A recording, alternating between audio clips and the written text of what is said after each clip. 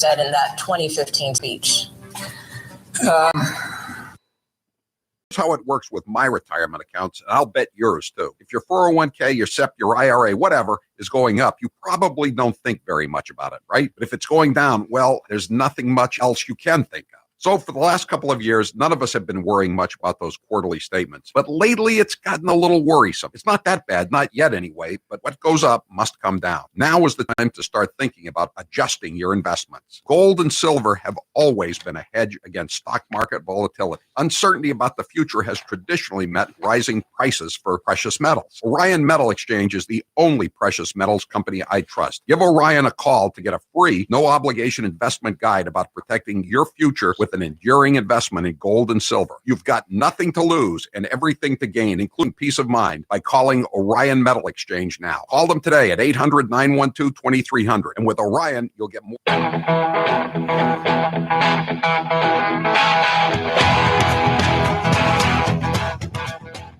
Better strap yourself in. It's time for the Howie Carr Show. During the program, we aired a soundbite from a CBS News interview with the Attorney General, Bill Barr. History is written by the winners, so it largely depends on who's writing the history. He didn't make the case that he was upholding the rule of law. Now, we did not edit that out. That was not our edit. We didn't include it because we only saw the shorter of 2 clips that CBS did. Hey, Howie. Yes. We'll have Secretary Alex Azar at 6:30. Oh, okay, great. Oh, he's the labor secretary or the health and human services. Okay. Matthews Brothers Studios. So disappointing to look at what we're seeing from right-wing media these days, where there's such an obsession with the deep state and these revelations about the Russia probe. The real Russia story, Russia probe, the ongoing Russia probe, the Russia investigation. But Mueller and the Russia probe, Russia. Obsessed? Who's obsessed? Who's your captain? Howie Carr. You can see many people out there with masks on, which gives me some degree of comfort.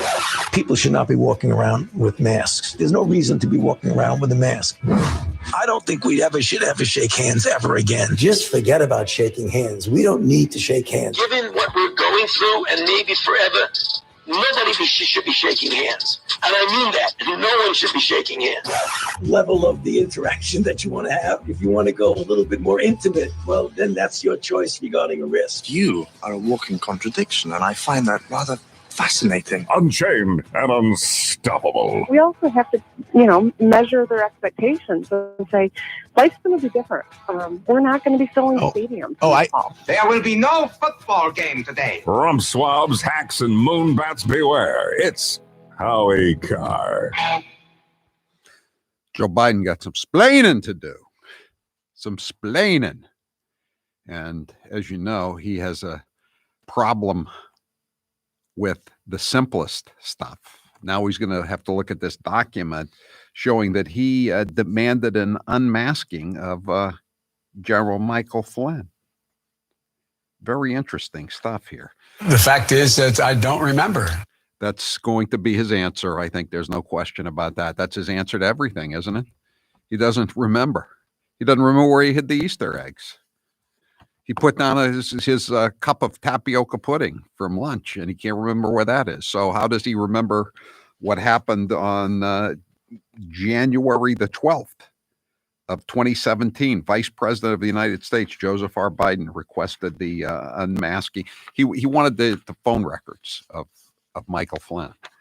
They released, this is the first batch of stuff that they've released. It just happened. So we're still kind of unclear on what it means. We're trying to get Joe DiGenova on a little bit later, but they got him at 4:30. We got him at 4:30. We're all set with this, but it looked, the usual suspects were after him. Clapper, Samantha Power. She claims she was hacked into, and she didn't, but she requested him 7 times apparently, including twice on December 14th. She demanded the information on his phone records.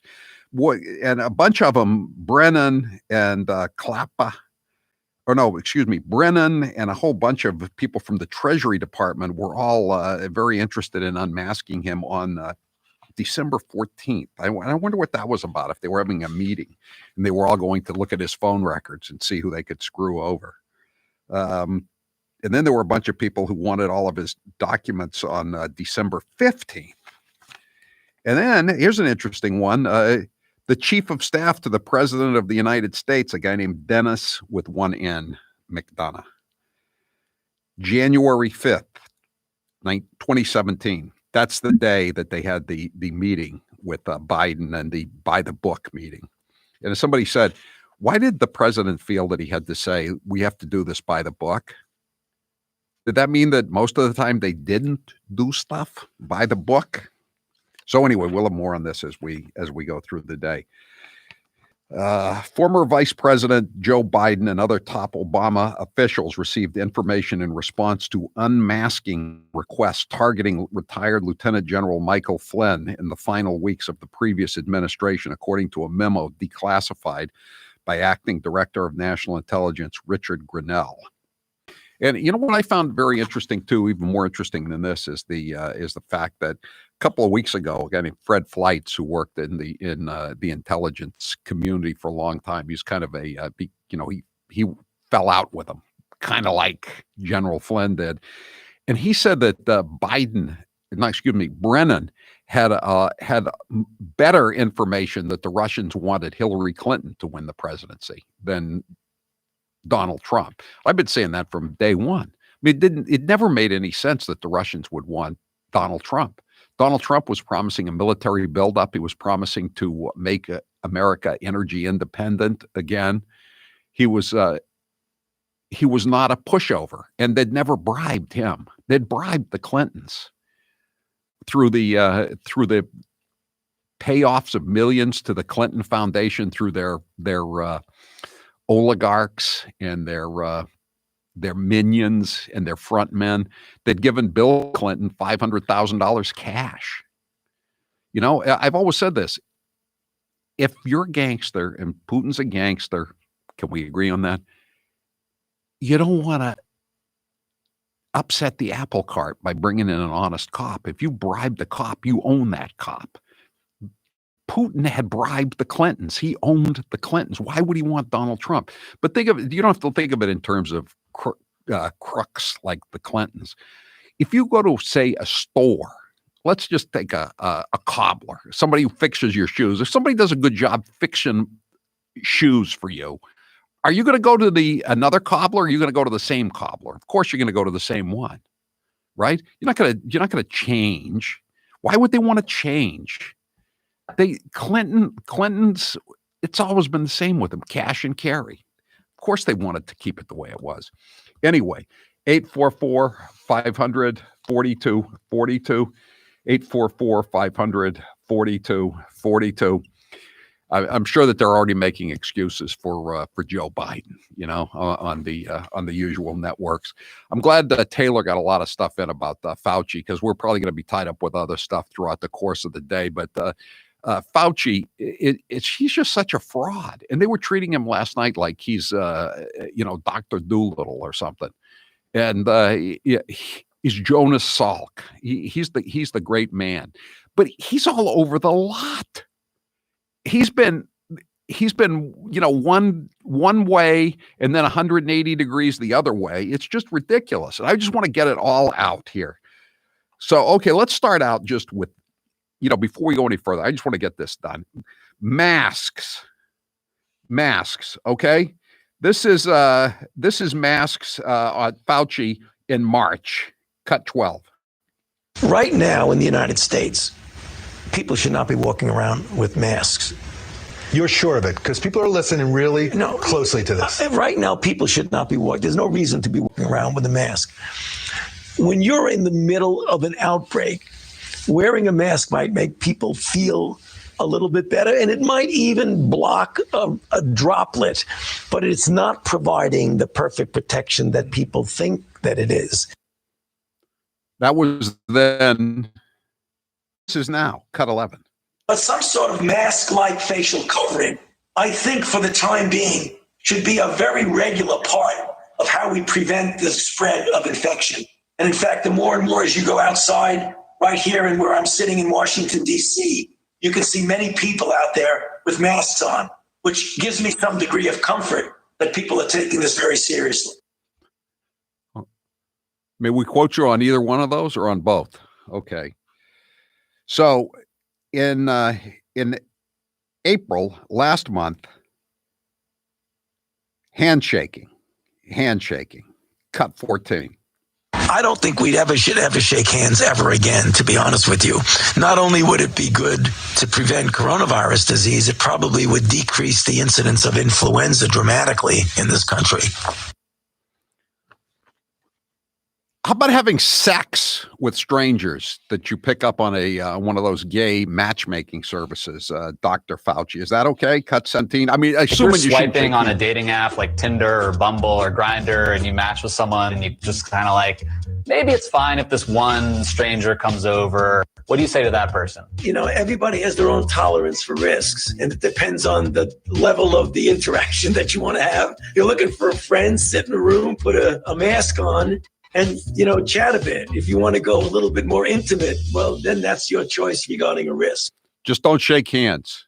You can have unprotected gay sex with a stranger. That's okay, but don't ever shake hands again. Okay. So this is their guru. This is the guy they're counting on. And by the way, now he wants to keep America shut down permanently, pretty much. No school in the fall, no sports, no nothing. January, he was singing a bit of a different tune. Cut 13. Bottom line, we don't have to worry about this one, right? Well, obviously you need to take it seriously and do the kinds of things that the CDC and the Department of Homeland Security are doing. But this is not a major threat for the people in the United States, and this is not something that the citizens of the United States right now should be worried about. Okay. All right. So I guess we got it. 844. This is just so absurd that this is going on. 844-500-4242. Do you know how many people in Massachusetts under the age of 50 have died of coronavirus? 67. The state is shut down indefinitely. 1 million people have lost their jobs. 67 people under the age of 50 are dead. And Paul Duvall won't get back to 52,000. We'll play those cuts for you when we come back.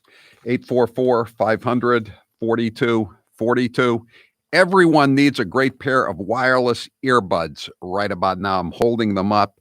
Raycon wireless earbuds. If you have a significant loved one who's listening to Dr. Fauci and it's driving you crazy, you or her or him need to get some earbuds so you can play your own music, your own podcast, your own entertainment. You don't have to listen to your significant other's entertainment. This is why everyone needs a great pair of wireless earbuds. You already know that Raycon earbuds start at about half the price of any other premium wireless earbuds on the market, and that they sound just as amazing as other top audio brands you know. Their newest model, the Everyday E25 earbuds, are their best ones yet, with 6 hours of playtime, seamless Bluetooth pairing, more bass, and a more compact design that gives you a nice noise-isolating fit. Howie, I never realized when I was wearing the headphones with the wires how much of a dork I looked like. But now that I have wireless headphones and it's so seamless and they're so slick, I look at people with the wire and I think, you're living in the past, man. I'm telling you, those dangling wires, they're as uncool as a flip cell phone. Seriously. Yes, they are. That's a good comparison. Raycon's wireless earbuds are so comfortable, perfect for conference calls, video chats, or binging podcasts. They're both stylish and discreet, with none of those dangling wires or stems that just stamp you as hopelessly lame. Okay? So you need to get them right now. Get 15% off your order right now at buyraycon.com/Howie. That's buyraycon.com/Howie for 15% off Raycon wireless earbuds. Buyraycon.com/Howie. I'm Howie Carr. You're listening to the Howie Carr Radio Network. And now, an interview with the Emperor of Hate, Howie Carr. Is Kennedy Babylon 2 your last book? No, if I think of another topic for a book I want to write, I'll go for it. But I think it's the last of my Kennedy Babylon series. I made Kennedy Babylon 2 kind of long because I wanted to get everything in there. Now there's other stuff I could write about, but I'm Kennedy now.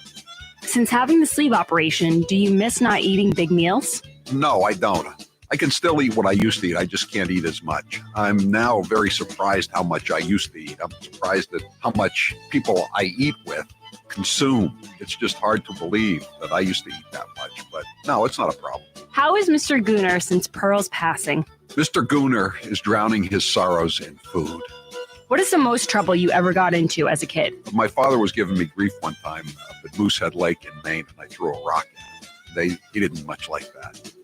Here's how it works with my retirement accounts, and I'll bet yours too. If your 401k, your SEP, your IRA, whatever is going up, you probably don't think very much about it, right? But if it's going down, well, there's nothing much else you can think of. So for the last couple of years, none of us have been worrying much about those quarterly statements. But lately, it's gotten a little worrisome. It's not that bad, not yet anyway, but what goes up must come down. Now is the time to start thinking about adjusting your investments. Gold and silver have always been a hedge against stock market volatility. Uncertainty about the future has traditionally meant rising prices for precious metals. Orion Metal Exchange is the only precious metals company I trust. Give Orion a call to get a free, no-obligation investment guide about protecting your future with an enduring investment in gold and silver. You've got nothing to lose and everything to gain, including peace of mind, by calling Orion Metal Exchange now. Call them today at 800-912-2300. And with Orion, you'll get more metal for your money. Call 800-912-2300. That's 800-912-2300. And now, an interview with the Emperor of Hate, Howie Carr. If you could go back in time and give your younger self advice, what would you say? Get a state job, because behind the job comes the pension. What's the best advice anyone's ever given you? Most advice is pretty forgettable. What's the best money you've ever spent? The investment I made to leave the corporate radio prison I was in, the worst people I ever worked for, no doubt about it. I'd probably be dead if I were still working for them. If you were on a deserted island and you could only bring 3 things, what would you bring? A radio, a Wi-Fi system, obviously, and a computer, and I would bring some books. Don't ask me which books, too hard a question. What was your dad's job when you were growing up? My dad worked as a resort hotel manager. He worked in Florida at the Breakers in the winter, and then he worked at the Mountain View House, as it was called then, in Whitefield, New Hampshire, and various other places.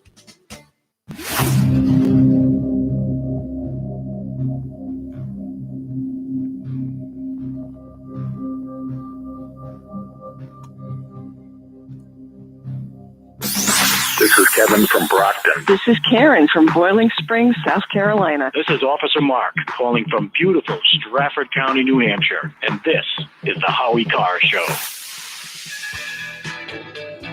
Today's poll question is brought to you by Honey, the easiest way to find the biggest discounts online. It's free to use and will have you saving money in minutes.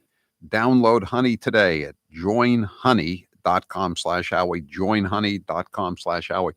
Grace uses it. I use it. Charlotte, my daughter, uses it. The mailroom manager uses it. It's great. We've all saved a lot of money. Honey, join Honey. Howie, I actually used it today. What'd you use it for today? I had to buy some paper for the printers. So I went on Staples, and Staples is one of the hundreds or maybe thousands, I'm not sure, of sites that uses Honey. So I just clicked on the Honey button and I saved some money. Excellent. Excellent. That's good. You did. That's you're a good employee of the Howie Carr Show. You saved us some money.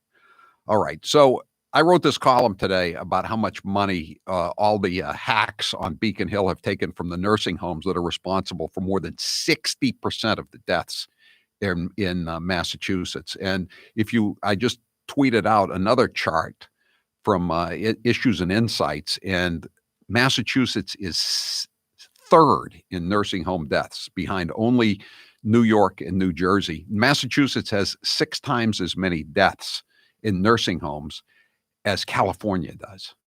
Maybe it's 4 times, something like that. Anyway, it's multiple times more, even though California has 6 times the population Massachusetts does. It's total disaster. So we were asking today, we sent a guy down to Fall River where Governor Charlie Parker was, to ask him if he would give the money back from the nursing homes, because it's blood money. It's these people have I don't know why the people died, but nobody else except in 2 other states is dying at this level in nursing homes other than Massachusetts. And they're giving literally hundreds of thousands of dollars to the local hack politicians, the powerful legislators, Tal Duvall and pay-to-play Polito, the lieutenant governor. So, Taylor, just play the beginning of the first question we asked Baker. Governor, do you plan on returning with all the deaths in the nursing homes, majority of the deaths being in nursing homes, do you plan on returning campaign donations to those nursing homes from those bosses? So first of all, first of all, I'm not going to answer that question. It goes on for a minute. We'll play it later in the show, the whole answer. And then this is the second question. He finishes up his non-answer. And our guy, what's his name, Taylor? Tim. Tim did a great job. Tim followed it up. And this is the old walk away, the thank you, Governor, by the local code holder. And then he and pay-to-play Polito both walk away as Tim shouts the questions. Cut 22. Say about that on Monday. Governor, Thanks, everybody. Governor, your campaign took $52,000 from the nursing homes. Good to see you. You going to return that money? Lieutenant Polito took $32,000. You plan to return that money? Okay. She wasn't there. Polito wasn't there, but he shouted out the question anyway. DeLeo got even more money than Polito. DeLeo is really the boss. He's the head. He's the most powerful legislator, the speaker, the unindicted co-conspirator. He got $47,000 from the nursing home bosses. Howie, can you imagine if these governors ever had to do a press conference like Trump deals with? They walk away after one tough question. Trump gets 1,000 every single day. I know. I know exactly, and there are all these reporters that drove down from Boston to ask him nothing. There's not a single sentence in the Globe about him being asked whether he's going to give the $52,000 back. Nothing, because they're peddling panic porn, and Charlie is the Pope of panic porn. He's the high priest of the coronavirus cult. Ugh. So, Taylor, what's the poll question? What are the results thus far? Should Governor Charlie Baker return the $52,000 in campaign contributions he received from nursing homes? Yes, he should. 93% say yes. 93%. All right. Okay. I bet a lot of those people had family members in those nursing homes too. It's just, oh, man, I can't believe what he gets away with. I mean, if the press is gone, not just in national level, but also on the local level. There's nothing left. They're just all promoting this panic. They don't care about the million people that have lost their jobs over what? Again, I repeat, fewer than 60 people dead under the age of 50. So what does Charlie Baker think? I mean, the number of opioid deaths in Franklin County, I'm told, where I used to live, has gone up. It's doubled since this thing started, or it's way up. Let me put it that way. So there are probably more people dying of opioid overdoses in Massachusetts among people under the age of 50 that are being killed by coronavirus. Why aren't we rounding up illegal aliens? Why aren't we rounding up fentanyl dealers in Lawrence and Lynn? 844-500-4242. I'm Howie Carr.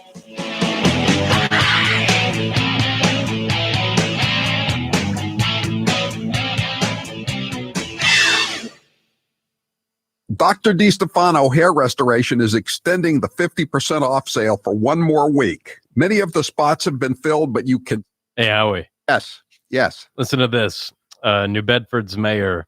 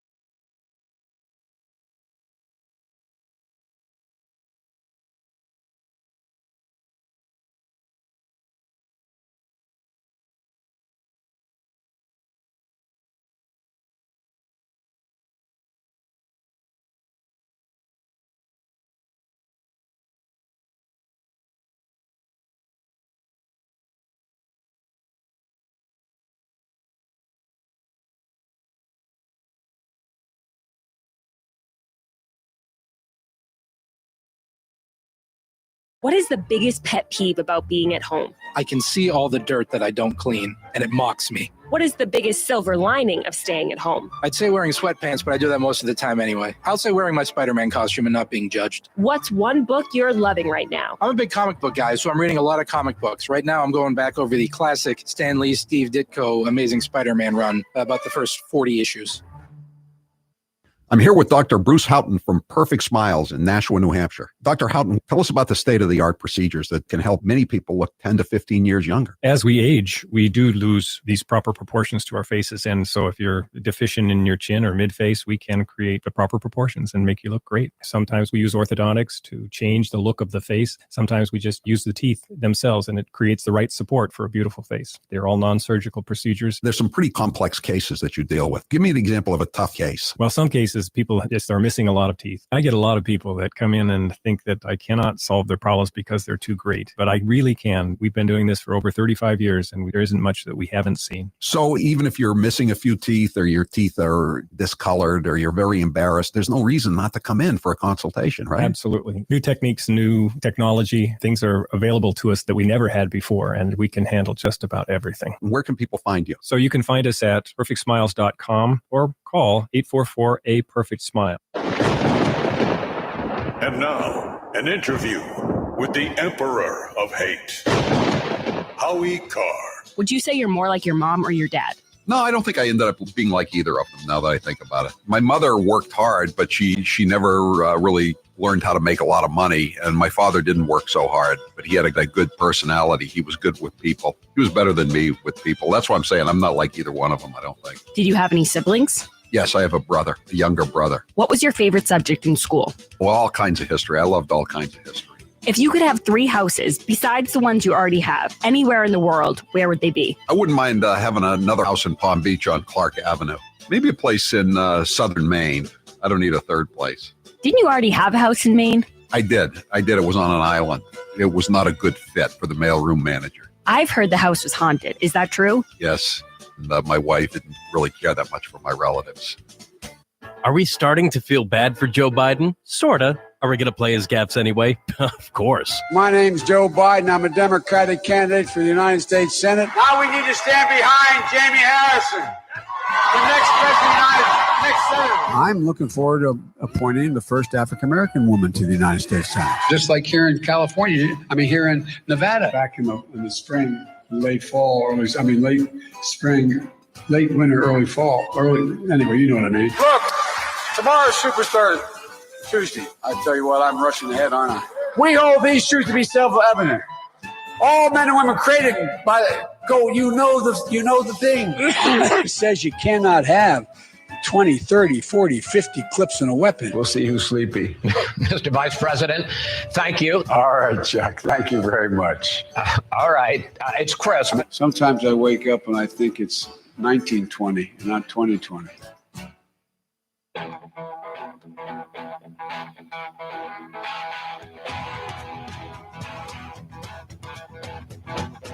Live from the Matthews Brothers Studios. 844-500-4242. Joining us now on the line is Tammy Bruce. You've seen her on Fox News Channel many times, and she's also a host on Fox Nation, which is the sort of new service of an offshoot of the Fox News Channel. Tammy, thanks for being with us today here on the Howie Carr Show. Thank you for asking me. I appreciate it.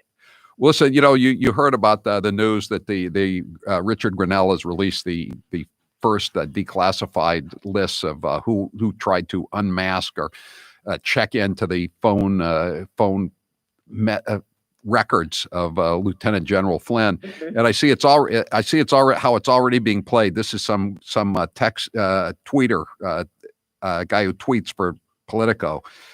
The list of names being asked to unmask Flynn includes former Vice President Joe Biden, raising the immediate question of whether declassification is being used as a political weapon in the 2020 campaign.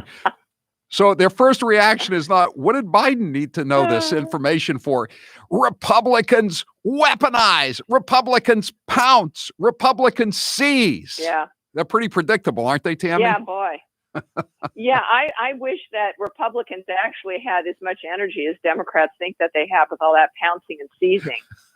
But I'm trying to figure that one out.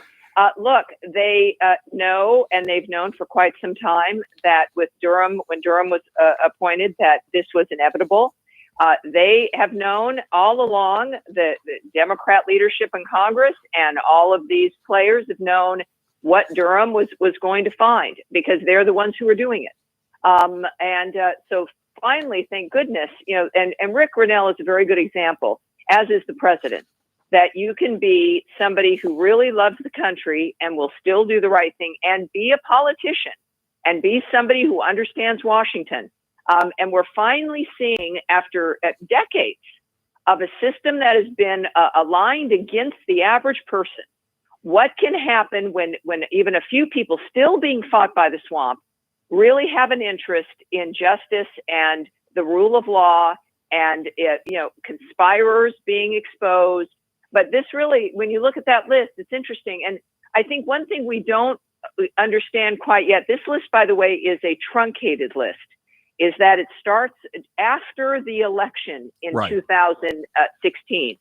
So who knows how many others were involved pre that date, because the investigation into Flynn, of course, started at least in January of 16, I think, when he joined the campaign. Well, I've seen reports, though. Adam Housley from Fox, I think, is reporting that that they started surveilling Flynn. His sources tell him as early as 2014. So that must have been right after Obama fired him, because he was against the Iranian nuclear deal and didn't think that ISIS was the junior varsity. So he had to go. Yeah, so the big deal here is whether or not, if Flynn was already a target, he wouldn't be the one being unmasked. What this would indicate, possibly, is that these are, in fact, unmasking of people that Flynn was talking to, and as a member of the campaign, and then ultimately as being the NSA director, is that just the NSA, is that he would be the target as the excuse to be listening to every campaign phone call and other people involved in the Trump campaign. So this is, I think, what could be very interesting, and why that list is so wide ranging.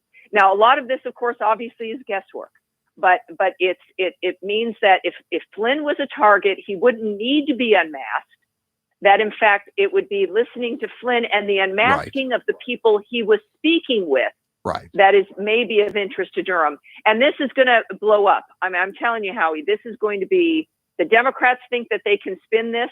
I think that they're very wrong in this case. I think they're at the end of the road. And my understanding is, too, let's say that Flynn called you or me, then they would have a pretext to start listening in on our phone calls. It would be, they talk about contact tracing for COVID-19. This is contact tracing for dirty tricks.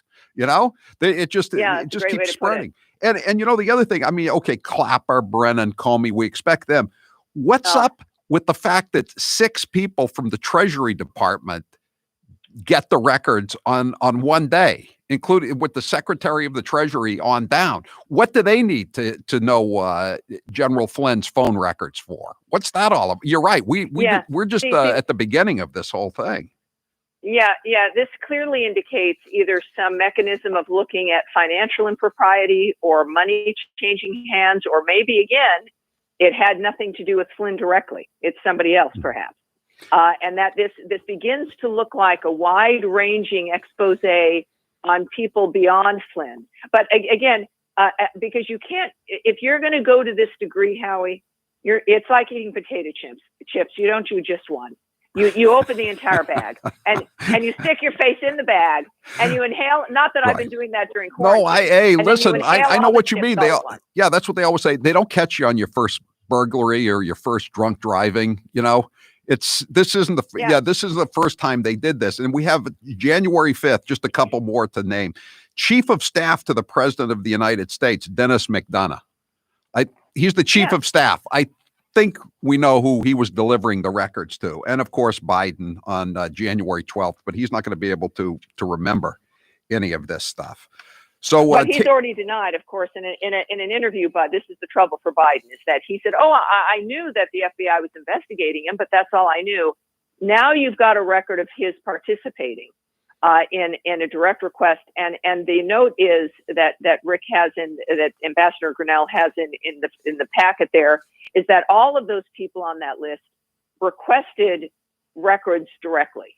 So they weren't just some passive list, that they were directly involved in the request and received material directly.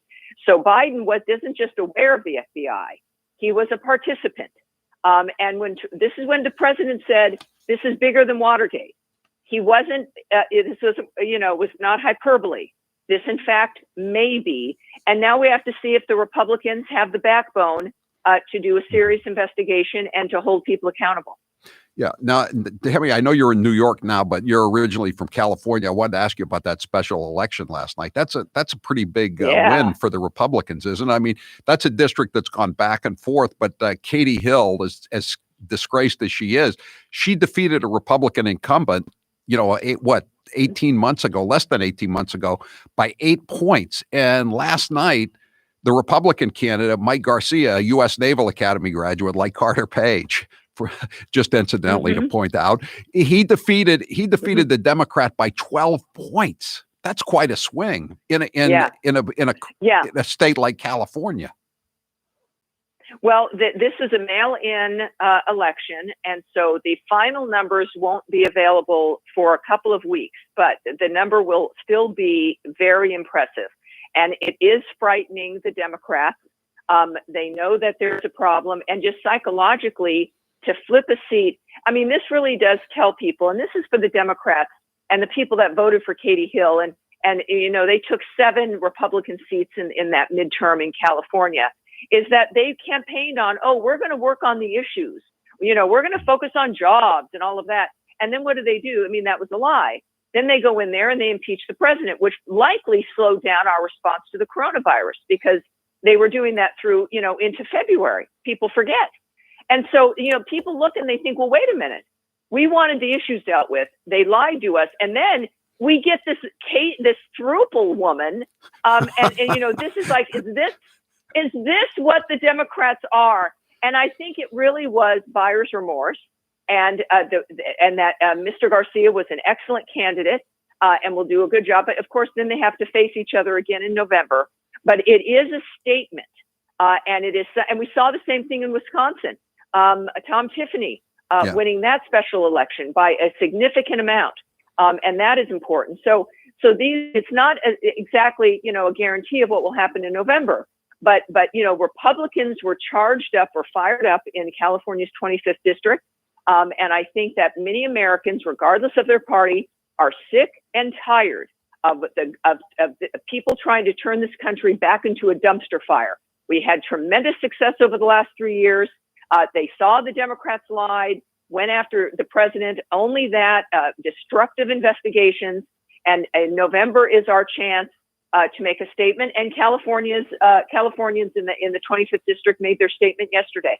And I saw that as they were voting in the 25th district, the LA city attorney was announcing he's going to file criminal, not civil, criminal charges against 60 businesses that are just trying to hang on. Smoke shops, an Egyptian artifacts shop, a Harley Davidson dealer in the Valley. I mean, what's with these people? And this is, I've seen Tucker's show, when he goes around, he has the camera going down. All these illegal aliens are selling grilled meats on the sidewalk. I mean, what could be more unsanitary than that? Where was the city attorney when all this was going on, and probably still is going on? But he's going to arrest tax-paying small businessmen and women who are just trying to hang on. Well, this really is an exposure for those in so-called progressive states. Just look at San Francisco. This is what they have in store for you. It is a theory that is based in envy and hatred and victimhood. And the moment government feels that it has, and this is why they keep reinforcing the fear-based narrative regarding the virus. While we must, of course, take it seriously, there's no doubt about that, and do the social distancing. But there's a sense that, and it's true, that when you have a citizenry that's in fear, You can do more. They expect government to do more. They put up with government to do more. And then you get the real face of who your so-called leadership is, and they want to punish business. Elon Musk finally got approval from Alameda County in California to run his car factory because he had already started it up. The only option would be to arrest him. Texas was inviting him to go there. Yeah. He employs 10,000 people in that county. And the answer from one of the congresswomen to Elon Musk was F. Elon Musk was, just the obscenity at him. I know. A major business owner. So they hate business owners. They don't like individualism. They think individuals are infants. They have complete disrespect for the average citizen, and they're behaving accordingly. They'll arrest you if you go outside and the beach. You can go and run on the beach now, Howie, but if you sit down, you will be in trouble and ticketed. That's literally a rule. You can't outrun the coronavirus cooties.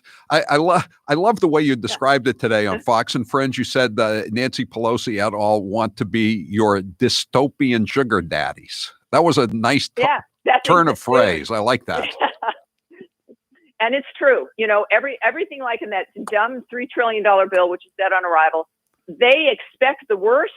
They expect you to be a puddle of nothing. They expect you to be losers. And they're coming up to you saying, come here, I know you're a loser. I'll pay your rent, but you better stay on your freaking knees. And what they want is a dystopian dynamic with no hope, but they'll come and save you from the damage that they've done. Americans saw that with the Obama administration, where it was the new normal, where you were going to be delivering pizzas for the rest of your life. Donald Trump came in, proved that was a lie. We liked independence. We like working. We are a people with pride, and we enjoy working. And we liked what we saw. And we're going to get it back again. But they keep underestimating us because they hate us.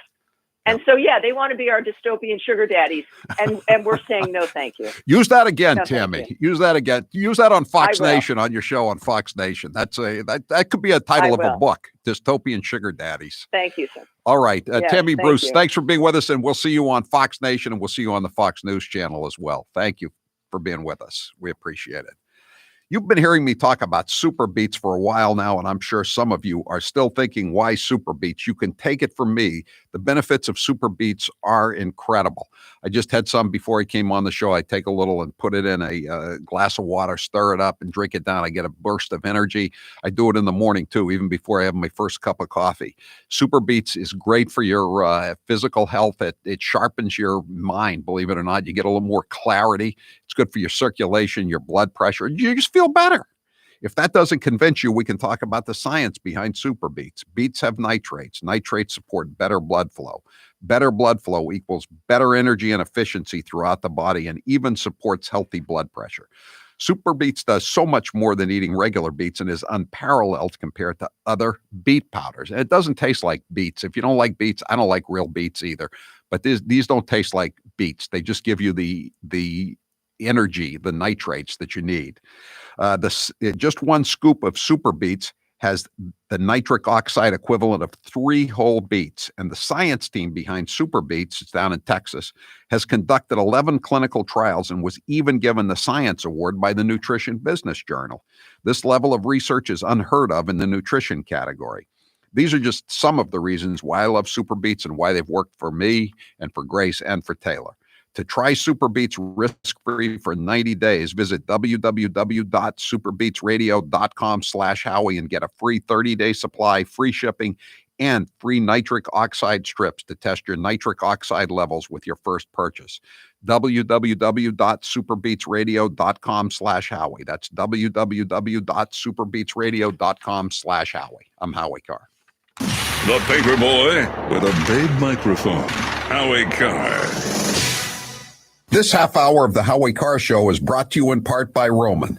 Talking about erectile dysfunction isn't easy. Go to getroman.com/Howie to get a free online visit and free 2-day shipping. President Trump's life has changed a lot in the last couple of years, but one thing that remains consistent is love for a good nickname. What happened to Mini Mike? Where's he? Mini Mike, I've had him up to here. Sleepy Joe has no idea what he's even talking. He doesn't even know what he's talking about. Sleepy Joe, get off the stage, please. I don't think the guy's got a chance. Sleepy Joe, I don't think he's got it. I don't know. I think Sleepy Joe may be able to limp across the finish line. Crying Chuck. I don't want to say Crazy Nancy because if I say that, you're going to say it's a copy of Crazy Bernie, and that's no good. Who that yet? Alfred E. Newman.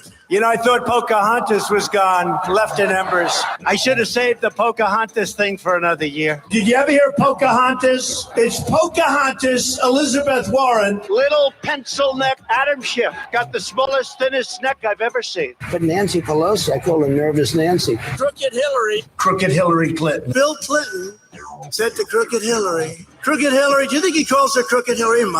John, what happened at Perfect Smiles when you went? The initial consultation was easy. In the past, they just hand me a clipboard to fill out the forms, but that's not how I worked at Perfect Smiles. What was nice was it was a true consultation. They asked me my medical history or what I wanted to get out of the treatment plan. For me, I lived with TMJ. I'd literally have to crack my jaw throughout the day to relieve the pressure. I'd get headaches throughout the day. I'd be in pain. When I was at Perfect Smiles, they asked me what I wanted to get out of the treatment. You know, as a joke, I just said, geez, I'd love you to be able to fix my TMJ. And I was surprised because Dr. Houghton specializes in working with patients like me that have TMJ. What were the results of visiting Dr. Houghton at Perfect Smiles? Not only did I walk out of that office with a perfect smile, but he fixed my TMJ. It was a life-changing event. People tell me now that my smile is amazing. People would say, geez, John, your teeth look so great. I never realized my teeth looked so bad before. Now I take a look at the before and after pictures and I'm amazed. Go to Perfect Smiles in Nashua, New Hampshire, or visit their website, perfectsmiles.com.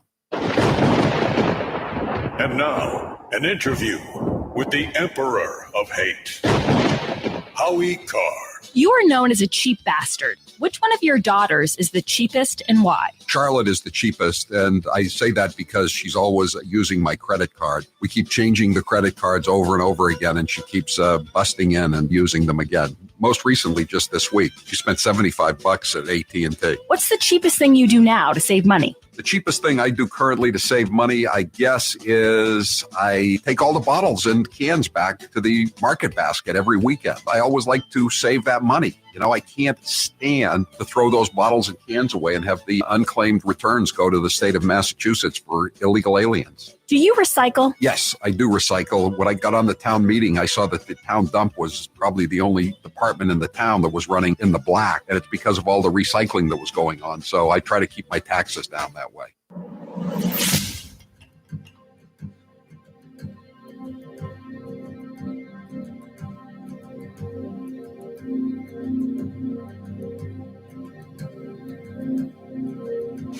This is Deb in Danielson, Connecticut. This is Greg in Boston, Mass. This is Elizabeth in Wakefield, Massachusetts, and this is the Howie Carr Show.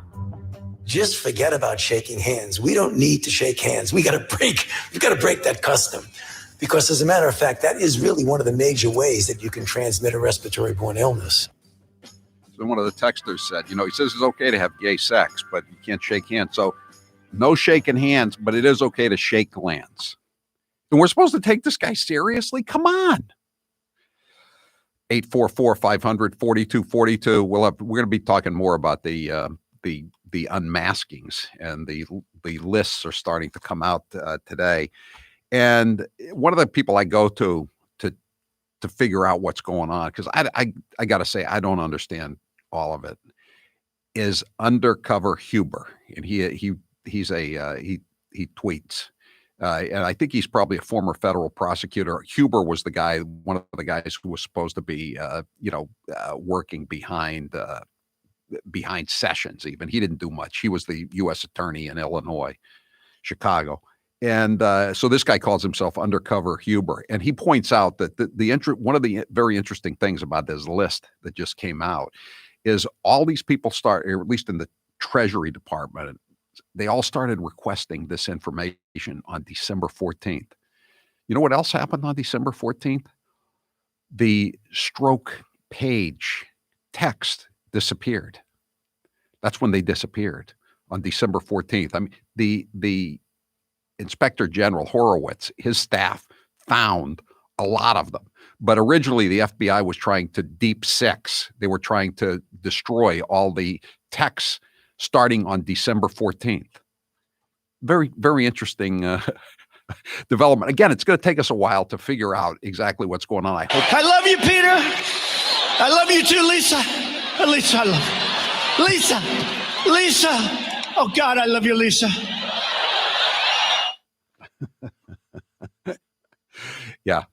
I would like to see some of when they're whispering sweet nothings in each other's ears too, and not just, I mean, I like the stuff about the smelly Walmart shoppers and the insurance policy and all that stuff. That's the important civic stuff. But I want all of it, all of it. We got time for Albert?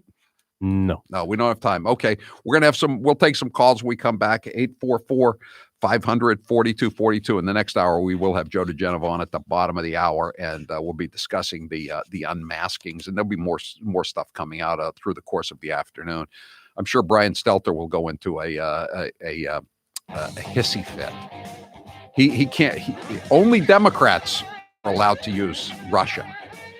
Their scandal was a hoax. This is a real scandal.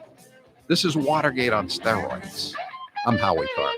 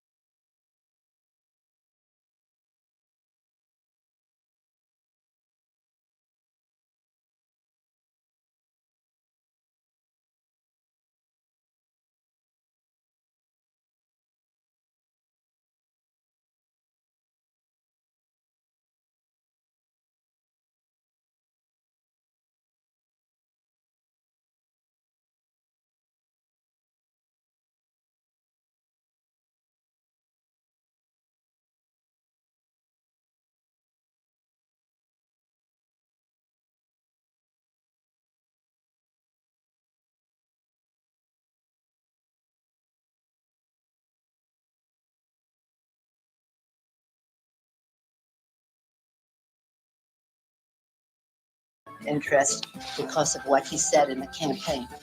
President Bush, this is your brain. This is your brain on Botox. Okay? That's the lesson of that one. You're listening to the Howie Carr Show. The word that's helping Elizabeth Warren get through her so-so campaign? So. Roman, okay.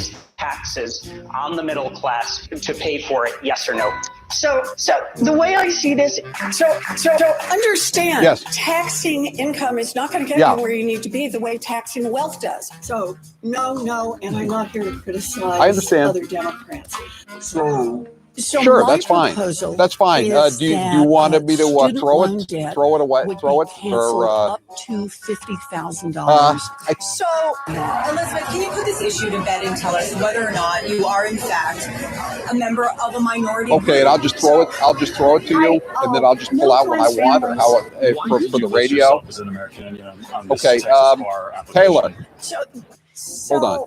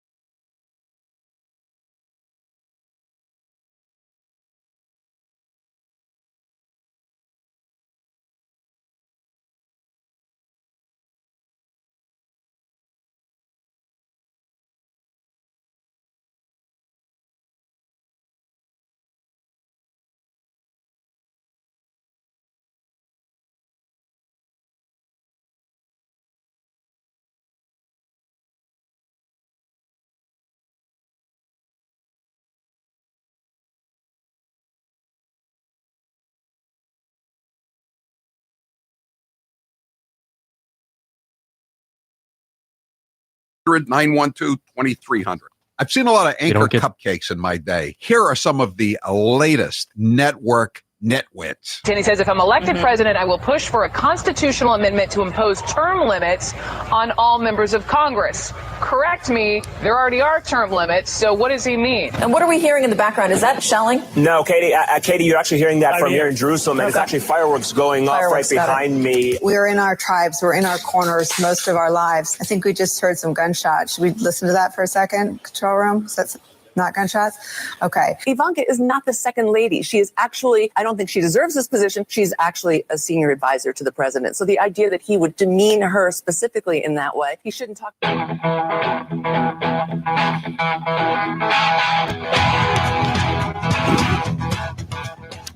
Better strap yourself in. It's time for the Howie Carr Show. During the program, we had a soundbite from a CBS News interview with the Attorney General, Bill Barr. Oh, she did? History is written by the winner, so it largely depends on who's writing the history. He didn't make the case that he was upholding the rule of law. Now, we did not edit that out. That was not our edit. We didn't include it because we only saw the shorter of 2 clips that CBS did air. And had I seen that part of the interview, I would not have framed the conversation the way I did. And I obviously am very sorry for that mistake. Well, that's not much of an apology, but I'll take it. Live from the Matthews Brothers Studios. So disappointing to look at what we're seeing from right-wing media these days, where there's such an obsession with the deep state and these revelations about the Russia probe. The real Russia story, Russia probe, the ongoing Russia probe, the Russia investigation. But Mueller and the Russia probe, Russia. Obsessed? Who's obsessed? Who's your captain? Howie Carr. You can see many people out there with masks on, which gives me some degree of comfort. People should not be walking around with masks. There's no reason to be walking around with a mask. I don't think we should ever shake hands ever again. Just forget about shaking hands. We don't need to shake hands. Given what we're going through and maybe forever, nobody should be shaking hands. And I mean that. No one should be shaking hands. Level of the interaction that you want to have. If you want to go a little bit more intimate, well, then that's your choice regarding a risk. You are a walking contradiction, and I find that rather fascinating. Unchained and unstoppable. We also have to, measure their expectations and say, life's going to be different. We're not going to be filling stadiums. There will be no football game today. Rump swabs, hacks, and moonbats beware. It's Howie Carr. Welcome to the Howie Carr Show. Breaking news this afternoon in the drama, political scandal that puts Watergate to shame, called ObamaGate now, Spygate. They've released the acting director of national intelligence, Rick Grinnell, has released the first batch of documents with the names of the people who went after information to quote unquote unmask Michael Flynn, General Michael Flynn. I'm not sure unmask is the right word. It appears that they were after him at a very early time, but these are the people who wanted the information from his the surveillance that was going on of Michael Flynn, and the key name is Vice President Joe Biden. He wasn't just in the meeting, he requested the information on Michael Flynn. And Howie, as far as Obama and all of his men, the former president's men, I just want to say, I think we should hold them to the same standard of, if you didn't do anything wrong, then we should be able to investigate for 2, 3, 4 years. Right. If you're so innocent, what are you so afraid of? Right. We don't need a dual standard of justice. Let's just have the same standard that the Democrats had for President Trump and all his people, which was guilty until proven innocent. Right. If that's going to be the new standard, it's different than everything we've had since the Magna Carta back in 1215. Then it's got to be for everybody. It can't just be for one group of people. So I have a feeling for the Nicole Wallaces of the world, Russia was such a big deal for Brian Stelter, Chuck Todd, and now it's just going to be a distraction tactic. Well, we've already seen it. The tweets are already going out from the Democrat operatives with press passes. Republicans are weaponizing. They're seizing. They're pouncing on the information. And incidentally, we may have to interrupt this hour of the Howie Carr Show because President Trump is expected at any moment to be coming out and seizing and pouncing and weaponizing on the information that the Democrats were all over this. And it's a very interesting list. And we're going to talk to Joe DiGenova later in the hour about it, the former U.S. attorney for Washington. But all these different groups of people that were unmasking General Flynn on December 14th, which was, again, the time that the FBI tried to start deep sixing all the text messages between Peter Strzok and his girlfriend, Lisa Page. A bunch of 7 people from the Treasury Department, starting with the secretary on down, all decided to unmask Flynn. And that was the next day, Brennan and Clapper decided to unmask Flynn. It's very interesting timetable that we've got here. And Howie, it's also interesting because for the longest time, I was told that Obama had the first scandal-free administration in modern history. And it's seeming like it's not as scandal-free as we once thought. And the day of the by the book meeting, when Obama told everybody that they had to run this dirty tricks operation, shall we say, to be accurate. The CYA meeting. By the book. January 5th was the meeting. And that was the day that the chief of staff to the president of the United States, Dennis McDonough, decided that he would get all the information on Flynn. It's right here. It's right here on the list. And Joe Biden, he tapped into it on January the 12th of 2017. January the 12th. So we're awaiting the president's comments. But Grace, do you have some other news? I do, Howie. You gave me a nice segue with the Biden information. I found this cut today, and I have to applaud the guy. I don't know what his name is, this interviewer, but he had the guts to ask Joe Biden about all of the memes that are circulating the internet, including Dementia Joe, Sleepy Joe, Creepy Joe. And I don't think you could have written a more old man answer than what Joe Biden said, which is young people don't get their news from the internet. And let's just play the cut. Bernstein Center up at Harvard did a study of all of the anti-Biden memes out there on the internet. And according to them, the top 3 slogans they're seeing, this is from the left and the right, are Dementia Joe, Sleepy Joe, Creepy Joe. Barack Obama reportedly said last week that his daughters have been showing him anti-Biden TikToks. You can't make us vote for Joe Biden. You can't make us vote for Joe Biden. Basically, there's an entire discourse on the internet right now that's painting you as creepy and old and out of touch and kind of lame. How do you fight back against that? Look, Trump is a master at laying nicknames on people, but the vast majority of the voters out there that have voted, including young people, are not getting all their news from the internet. They're getting it. Grace, they're getting it from the evening newspapers. And then after they read the evening newspapers and they read, Mutt and Jeff and Beetle Bailey, all those great comic strips, they turn on the phonograph record. Come on, man. They get their news from the V-discs. Everybody knows that. I knew he was going to have some sort of nonsensical defense to why Sleepy Joe and Creepy Joe are trending on the internet. But the idea that his defense of himself is not a lot of people even use the internet. Be sure you leave on the telegram at night. It's insanity. I remember when I got my first message from the Pony Express. I think he thinks we have carrier pigeons, like people are getting their news from. I like that he did recognize Trump's prowess when it comes to nicknames. Oh, you just have to at this point. He is the master he bowed of the nickname. To the master. I think I would rather be known as Creepy Joe or Sleepy Joe than Dementia Joe.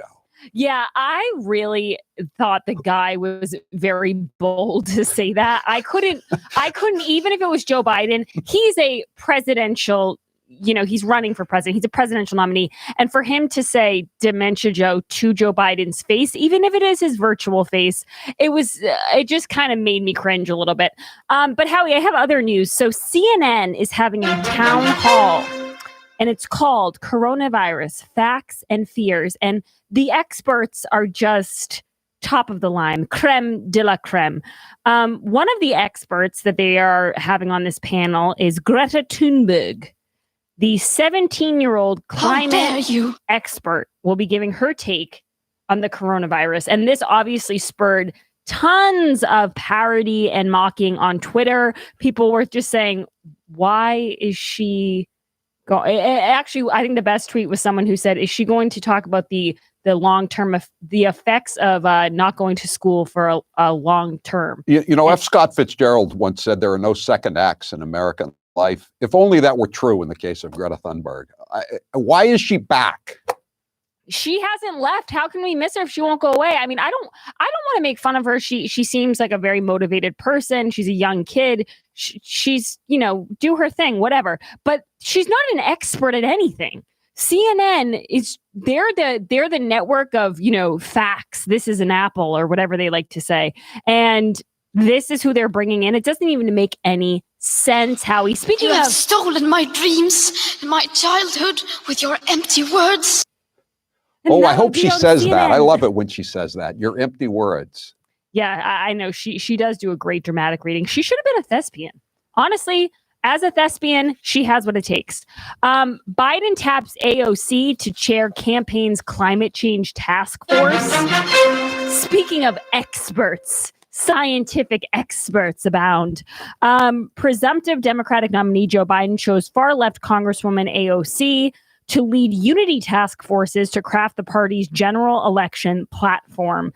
Biden announced the appointments Wednesday alongside former rival Senator Bernie Sanders. The task force deals with... Wait a second, alongside. Did Bernie come down to the basement? Or is this virtually alongside? Probably virtually juxtaposed. Okay. Probably two screens put together, I'm guessing. I didn't watch it, thankfully. The two campaigns worked together to create joint task forces dealing with the party stances on 6 issues. Joint task forces?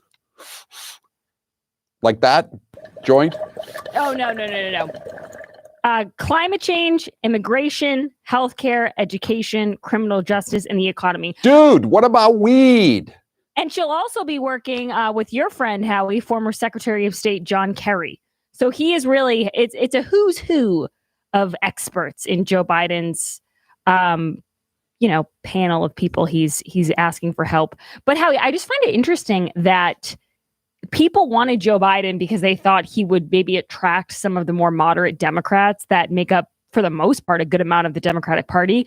And his idea is, let me get the most far fringe left people so I scare everyone away. It's the worst of both worlds, really. They'll never figure it out because, it'll only be mentioned on the internet. And, who gets their information from the internet? Grace, come on. Exactly. It's so passé.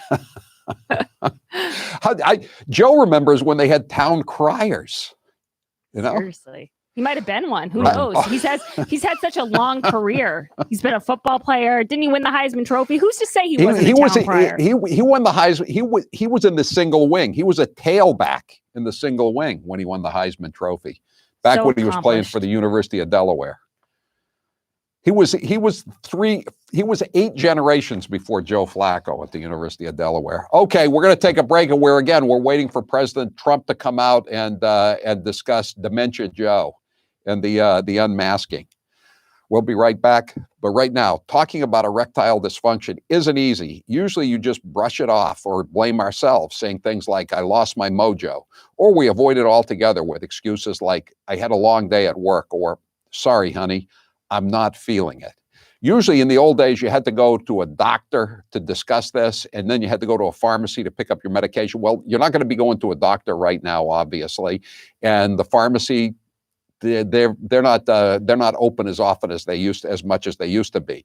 But you don't have to worry. With Roman, it is easy to talk about erectile dysfunction with a real doctor who can prescribe real medication. It's simple, safe, and totally discreet. With Roman, you can get a free online evaluation and ongoing care for erectile dysfunction, all from the comfort and privacy of your own home. If you're sidelined now because of the lockdowns, this is the perfect time to do something about it. The doctor will work with you to find the best treatment plan. If medication is appropriate, Roman will ship it to you with free 2-day shipping. The whole process is straightforward, simple, and discreet. Getting started is simple. Just go to getroman.com/Howie and complete an online visit. Erectile dysfunction used to be tough to tackle, but now there's Roman. Complete an online visit today to connect with a doctor and take care of it.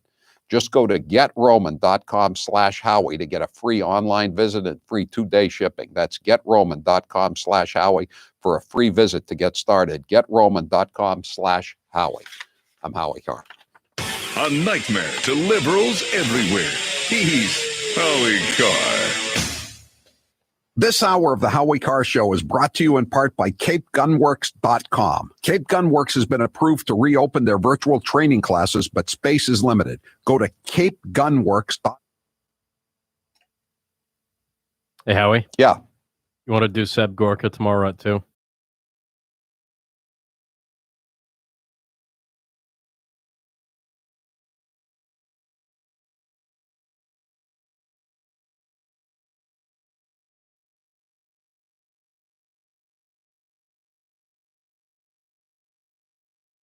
I look better under an incandescent light than these crazy lights that are beaming down on. That guy's got a serious weight problem. Go home, start exercising. Got a bigger problem than I do. Now he goes home and his mom says, what the hell have you just done? How do you top that? I'm just ready, the big, beautiful crescendo, and this character's going back home. One person just going home to mommy a little bit sooner. These are phony people, but that's okay. You know, when you think of it, I'm president, and they're not. Wouldn't you rather be Creepy Joe or Sleepy Joe than Dementia Joe? It makes no difference, because our country will go to hell if any of these people get in. Here's how it works with my retirement accounts, and I'll bet yours too. If your 401k, your SEP, your IRA, whatever is going up, you probably don't think very much about it, right? But if it's going down, well, there's nothing much else you can think of. So for the last couple of years, none of us have been worrying much about those quarterly statements. But lately, it's gotten a little worrisome. It's not that bad, not yet anyway. but what goes up must come down. Now is the time to start thinking about adjusting your investments. Gold and silver have always been a hedge against stock market volatility. Uncertainty about the future has traditionally met rising prices for precious metals. Orion Metal Exchange is the only precious metals company I trust. Give Orion a call to get a free, no-obligation investment guide about protecting your future with an enduring investment in gold and silver. You've got nothing to lose and everything to gain, including peace of mind, by calling Orion Metal Exchange now. Call them today at 800-912-2300. And with Orion, you'll get more metal for your money. Call 800-912-2300. That's 800-912-2300. Bernie Sanders is officially in the race for 2020. Let's look back at some of the septuagenarian's greatest hits. Should we give tax breaks to billionaires, which is what Trump wants, or demand that the wealthy and large corporations start paying their fair share of taxes? Blah, blah, blah, blah, blah, blah, blah, blah. You know, it's funny. Sometimes American journalists talk about how bad a country is because people are lining up for food. That's a good thing. In other countries, people don't line up for food. The rich get the food and the poor starve to death. We understand your wife has hired a lawyer to represent her in a possible probe into a land deal that fell apart. This was back when she was president of Burlington College. No, it was not when she was. Oh, let me say a word on that. You know. Yeah. Well, I just want to ask you: do you know she's under FBI investigation? Excuse me. My wife is about the most honest person I know. At the end of the day, you don't necessarily need a choice of 23 underarm spray deodorants or 18 different pairs of sneakers. People should not be dying in the United States of America when they are sick. We will raise taxes.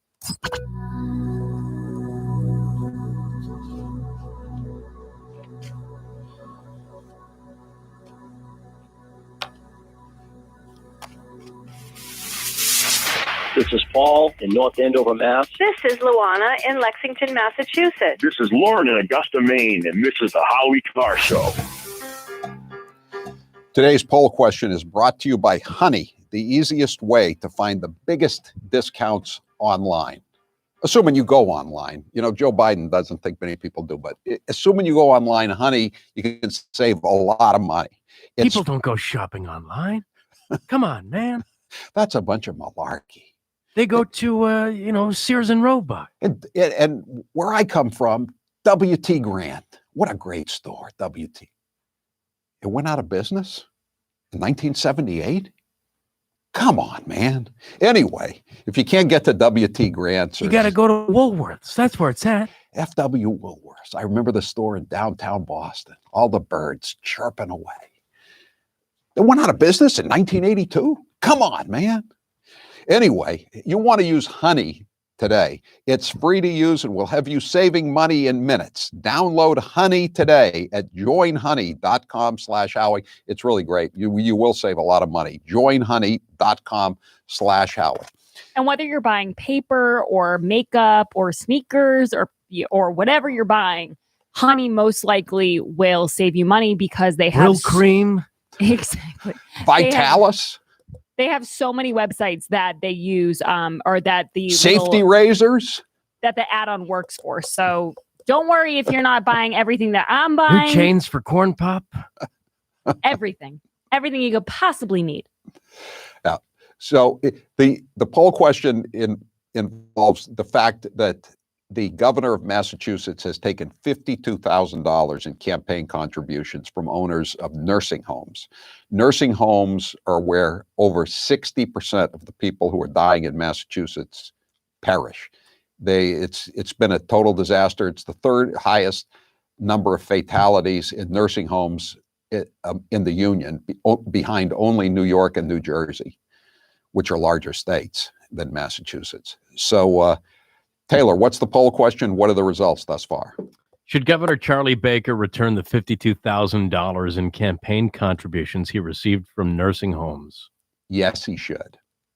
I think some Beacon Hill staffers have been voting. Yeah. Only 59% now say he should. Really? Wow, must be a slow day at Virtual State House. I wanted to remind everyone, Howie, that it's a really good day to get your Buy American, Support America t-shirt. If you go to HowieCarrshow.com, click on store. If you buy one of the shirts, you get a free book, one of Howie's fabulous books. So if you're looking for Father's Day gifts or just a gift for yourself, I know that during these times you just want to buy something and treat yourself. It's a great deal, so don't miss it. I don't know how long the prices will be this low, so get there now.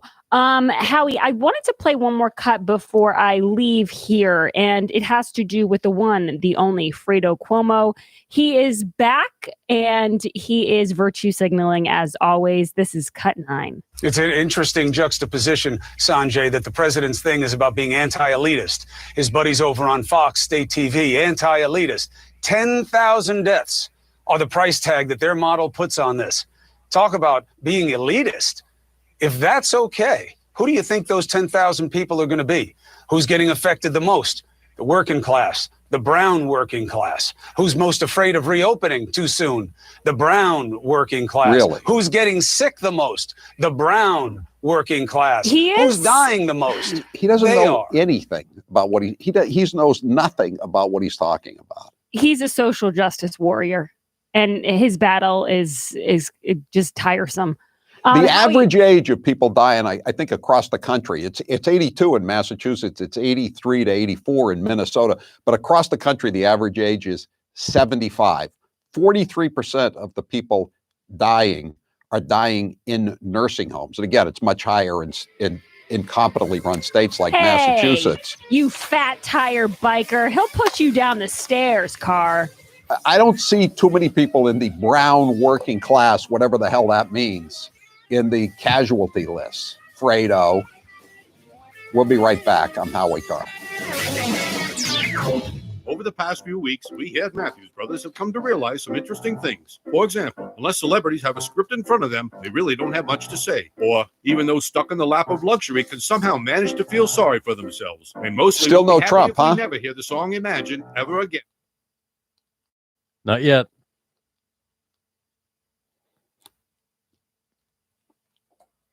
Spanish flu, Asian flu, diphtheria, polio, measles again, whooping cough, bird flu, swine He's waiting flu, for the evening Ebola, edition Zika, of the and now Washington COVID. Star. Oh, they He's went out giving of himself business in time to wipe the 1981? smile off of his face. What?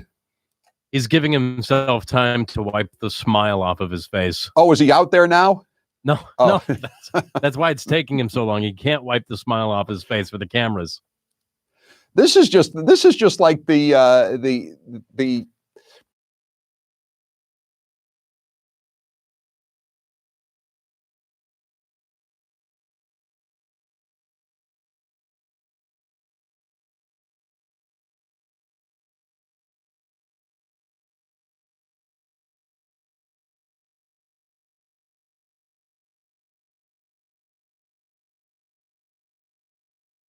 acted stupidly. And there has never been any man Y'all take a or coffee. woman more qualified for this office than Hillary Clinton.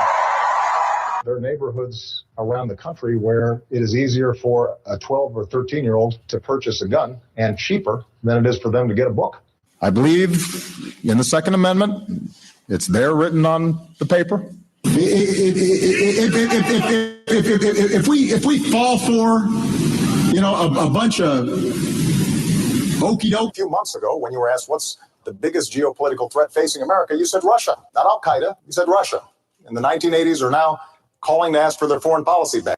I'm here with Dr. Bruce Houghton from Perfect Smiles in Nashua, New Hampshire. Dr. Houghton, tell us about the state-of-the-art procedures that can help many people look 10 to 15 years younger. As we age, we do lose these proper proportions to our faces. And so if you're deficient in your chin or mid-face, we can create the proper proportions and make you look great. Sometimes we use orthodontics to change the look of the face. Sometimes we just use the teeth themselves and it creates the right support for a beautiful face. They're all non-surgical procedures. There's some pretty complex cases that you deal with. Give me an example of a tough case. Well, some cases people just are missing a lot of teeth. I get a lot of people that come in and think think that I cannot solve their problems because they're too great, but I really can. We've been doing this for over 35 years, and there isn't much that we haven't seen. So even if you're missing a few teeth, or your teeth are discolored, or you're very embarrassed, there's no reason not to come in for a consultation, right? Absolutely. New techniques, new technology, things are available to us that we never had before, and we can handle just about everything. Where can people find you? So you can find us at perfectsmiles.com or call 844-A-PERFECT-SMILE. Jim Acosta, without a doubt, wins the competition for Trump's least favorite journalist of all time. Let's listen to some of their feistier moments. I'll tell you what, CNN should be ashamed of itself having you working for them. You are a rude, terrible person. You shouldn't be working for CNN. Should I let him have a little bit more? What do you think, Peter? Peter, should I let him have a little bit more? Sit down. I'm changing it from fake news, though. Doesn't that undermine? Very fake news. I know, but aren't you? When I raise money, excuse me, I've watched you on television. You're a real beauty. Honestly, I think you should let me run the country. You run CNN. All right. And if you did it well, your ratings Let would me be ask, much if better. I may ask one other question, Mr. President, if I may ask Peter, one go other ahead. question, are you worried? That's enough. That's Mr. enough. President, what do you say to your critics who say that you're concocting a national emergency here in order to get your wall because you couldn't get it through other ways? Moms, what do you think? You think I'm creating something? Ask these incredible women who lost their daughters and their sons, because your question is a very political question, because you have an agenda. You're CNN. You're fake news.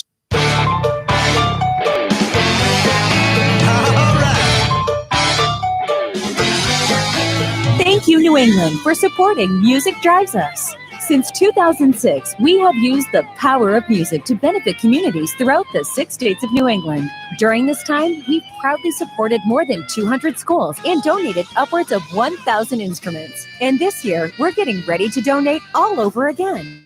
Our work is made possible through your continued support of our musical mission. Whether you donated, volunteered at our events, attended our concerts, or engaged with us on social media, thank you. We hope you'll stay tuned with what we have in store for this year, because it'll be our best year yet.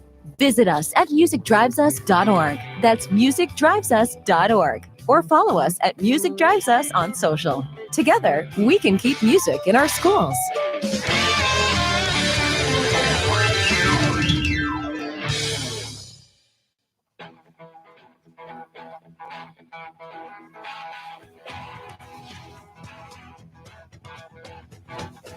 Live from the Matthews Brothers Studios. 844-500-4242. We're waiting for the president to come out and discuss, we assume, the unmasking documents that are being released now by the acting director of national intelligence, Rick Grenell, who's also the ambassador to Germany. And we wanted to discuss it. They've released a bunch of names. I guess the primary name that's of interest is Joe Biden. Joe Biden got the unmasking documents on Michael Flynn on January 12th. And the usual suspects are involved, Brennan, Comey, Clapper. But there's also other interesting names here, including the Treasury Secretary and his top 6 deputies all got the same information on December 14th. Joining us now to talk about this is Joe DiGenova, the former U.S. Attorney for the District of Columbia. Joe, what's the big takeaway here that you see so far here? We've only had these names for about 2 hours now, but what do you see that leaps out at you? The large number of people who wanted information about Flynn from multiple federal agencies. And this shows that this was a wide-ranging effort to get information on Flynn and then subsequently do all that they could to destroy him. The fact that Biden's name is on there is quite surprising. I don't know why he would not have relied on Susan Rice and others, but he didn't. And he's got some splaining to do. I'm just amazed at the number of people who asked for it. And of course, in the case of Samantha Power, 252 different requests. I mean, it's just unbelievable. Well, she claims she was hacked somehow and that she didn't make all these requests. Do you put any stock in her? I don't believe her. Let her tell that to the grand jury. What's up with the Treasury? All these people, right from the Secretary of the Treasury on down to the Assistant Secretary, the Acting Deputy Assistant, the Deputy, the Undersecretary, the Acting Undersecretary. What did all these people in the Treasury Department need this information for? Well, because first of all, they had no reason for it, but they could arguably say that part of the responsibility of the Treasury Department is to look for suspicious financial transactions from overseas. The problem was General Flynn had a legitimate business. He was doing work overseas and domestically. Nothing that he was doing was illegal, including his work for Turkey, by the way. I mean, that was a nothing burger. That's never made any sense to me why that was such a big deal. The ambassador ambassador to Turkey, by the way, is another one of the people who unmasked him. So, I mean, they had a full court press on this guy, didn't they? Yes, they did. And in fact, because of that, it is quite obvious that what they were doing was they were getting information from public speaking that he was doing and using that to try and figure out what else he was doing. That's not a basis to unmask an American citizen. This stuff is just absolutely disgusting what these people did. They were out of control, and they knew that it didn't matter because, remember, Hillary was going to win and nobody would ever find out about it. But all the stuff they released today, it was all post-election. So they had to know that there was a chance that somebody was going to come in who would recognize this for the improper activity that it was. But they didn't care, did they? But no, because they thought that they still thought that nobody would find out. They never thought that anybody would dig. They never. First of all, they were going to take him out. And I believe that Durham's investigation is going to include a wide-ranging conspiracy.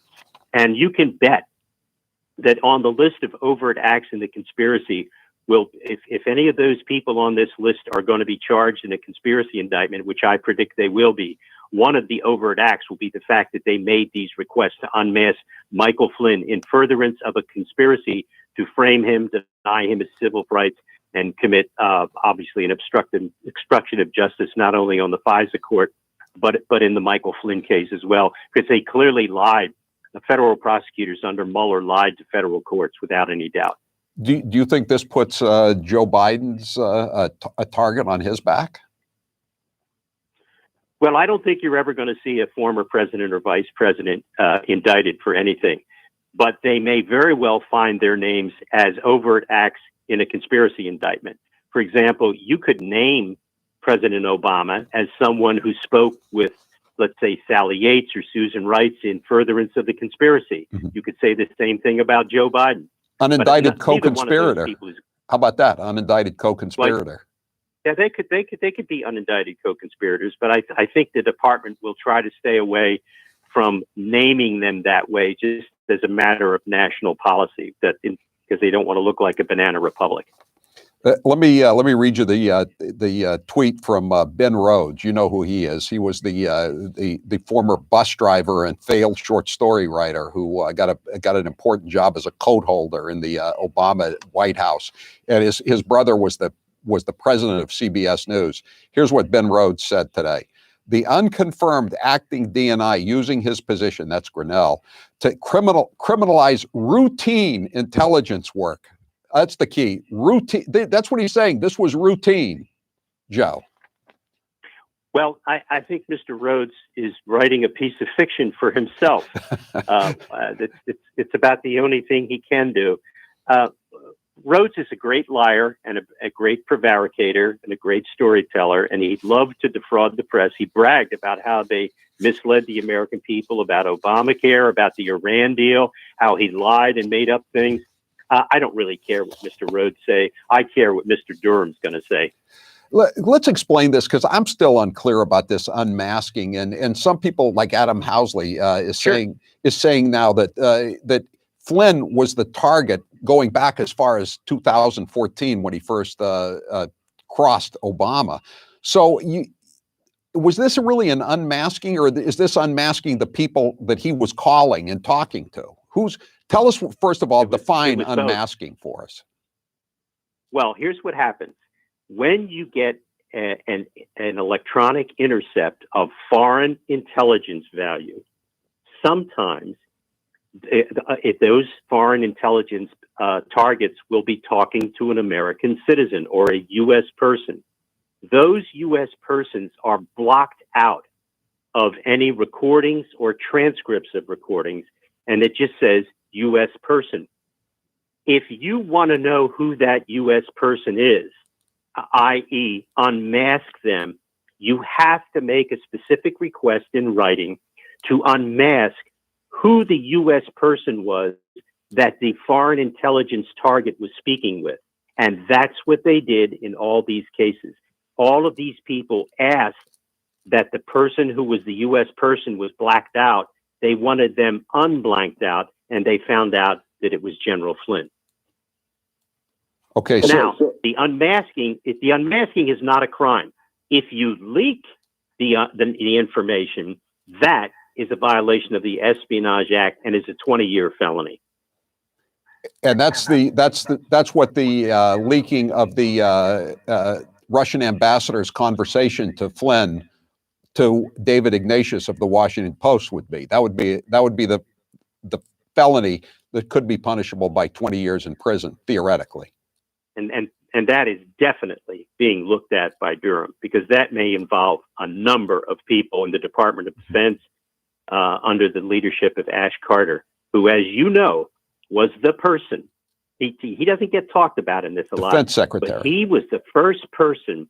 He was the first person when he found out that Mike Rogers, the head of NSA, had gone to the FISA court and told the FISA court that the FBI was violating the law illegally and spying on people. It was Ash Carter who went to the president and demanded that he be fired, that Admiral Rogers be fired. Of course, he wasn't, and he has hung around to be the first witness that John Durham interviewed. I'm just looking to see what. This is the director of Biden's rapid response. He's Andrew Bates, Winston-Salem native. Oh, great! I used to live in Winston-Salem. Scoop, right. Catherine Herridge is a partisan right-wing hack who is a regular conduit for conservative media manipulation ploys. You mean, unlike F. Chuck Todd, who twisted her interview with Bill Barr out of. Catherine Herridge now works at CBS. Wow, they're taking on CBS. Right, CBS again, the network whose brother, once had a president named David Rhodes, who's the brother of Ben Rhodes, who's also attacking what's going on here today. They seem rather hysterical this afternoon with the release of this information, and this just seems like an appetizer, Joe, compared to what we're going to get, isn't it? Oh, absolutely. I think, listen, they never expected this stuff to come out. This is the bursting of a corrupt cover-up balloon. The people in the mainstream media are part of it, and there's nothing they can do about it. Grinnell is such a fantastic guy.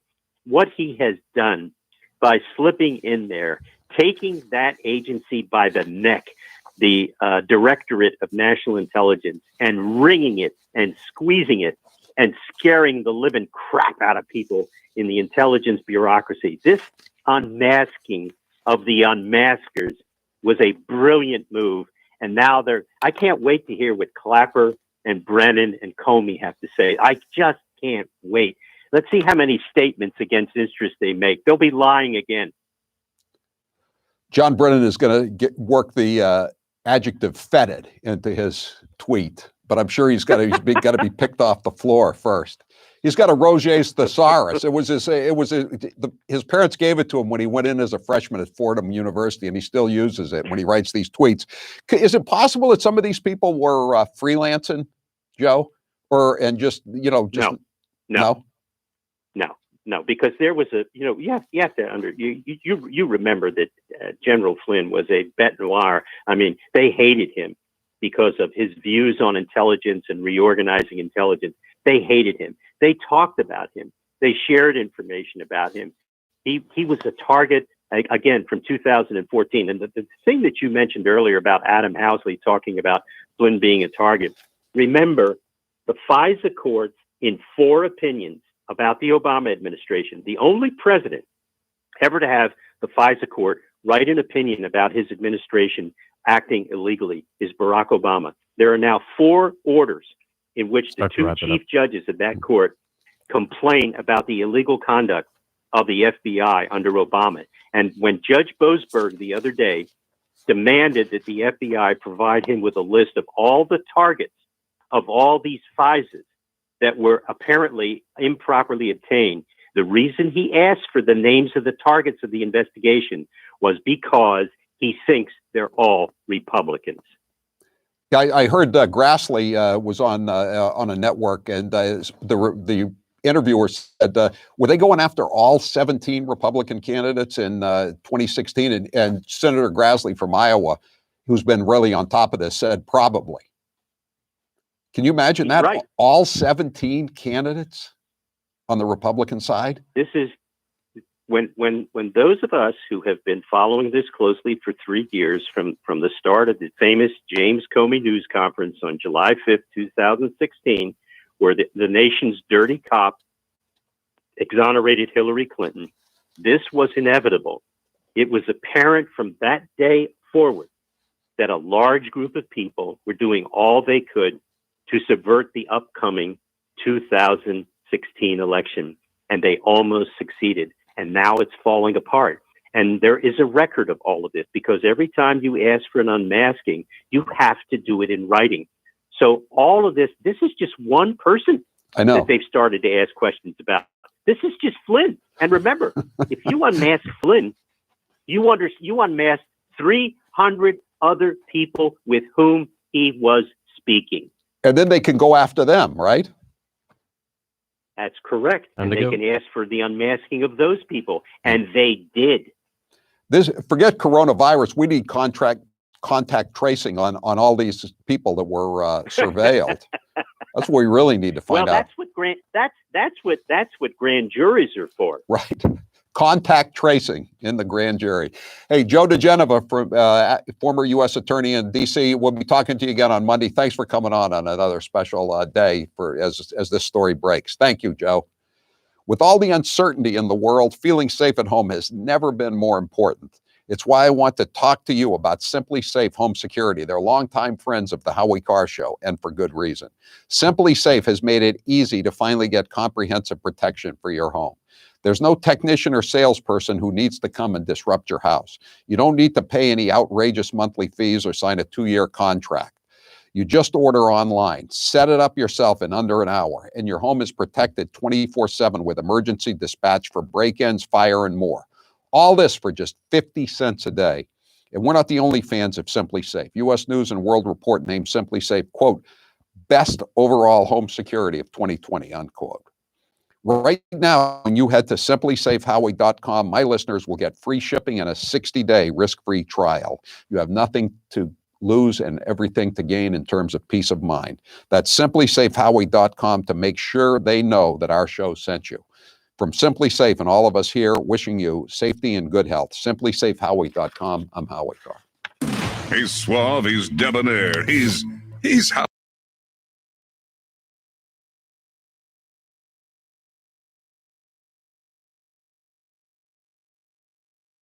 On the Boomer Naturals face covering banner. At checkout, put in code HowieCarr20 and save 20%.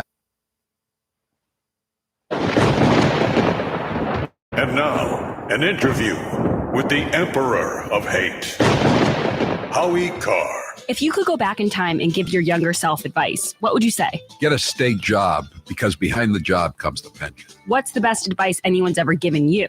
Most advice is pretty forgettable. What's the best money you've ever spent? The investment I made to leave the corporate radio prison I was in, the worst people I ever worked for, no doubt about it. I'd probably be dead if I were still working for them. If you were on a deserted island and you could only bring 3 things, what would you bring? A radio, a Wi-Fi system, obviously, and a computer, and I would bring some books. Don't ask me which books, too hard a question. What was your dad's job when you were growing up? My dad worked as a resort hotel manager. He worked in Florida at the Breakers in the winter, and then he worked at the Mountain View House, as it was called then, in Whitefield, New Hampshire, and various other places. John, what happened at Perfect Smiles when you went? The initial consultation was easy. In the past, they just hand me a clipboard to fill out the forms, but that's not how it worked at Perfect Smiles. What was nice was it was a true consultation. They asked me my medical history or what I wanted to get out of the treatment plan. For me, I lived with TMJ. I'd literally have to crack my jaw throughout the day to relieve the pressure. I'd get headaches throughout the day. I'd be in pain. When I was at Perfect Smiles, they asked me what I wanted to get out of the treatment. As a joke, I just said, geez, I'd love you to be able to fix my TMJ. And I was surprised because Dr. Houghton specializes in working with patients like me that have TMJ. What were the results of visiting Dr. Houghton at Perfect Smiles? Not only did I walk out of that office with a perfect smile, but he fixed my TMJ. It was a life-changing event. People tell me now that my smile is amazing. People would say, geez, John, your teeth look so great. I never realized my teeth looked so bad before. Now I take a look at the before and after pictures and I'm amazed. Go to Perfect Smiles in Nashua, New Hampshire, or visit their website, perfectsmiles.com. He is the youngest senator that is going to be running. In his video, he also mentioned he's the only senator that lives in the inner city, and he's an unmarried vegan. So a lot of very unique qualities Cory Booker brings to the table, Kate. Now, I appreciate the comments of my colleagues. This is about the closest I'll probably ever have in my life to an I am Spartacus moment. I am Spartacus. I am Spartacus. Joey, you like movies about gladiators? Have you ever had an LGBTQ law clerk? I've not been a judge, so I don't have any law clerks. Someone working for you. I'm to be honest, I don't know the sexual orientation of my staff. When Dick Durbin called me, I had tears of rage when I heard about this experience in that meeting. And for you not to feel that hurt, tears of rage. Would you just stop being so dramatic? I'm a big believer that if this country hasn't broken your heart, then you don't love her enough.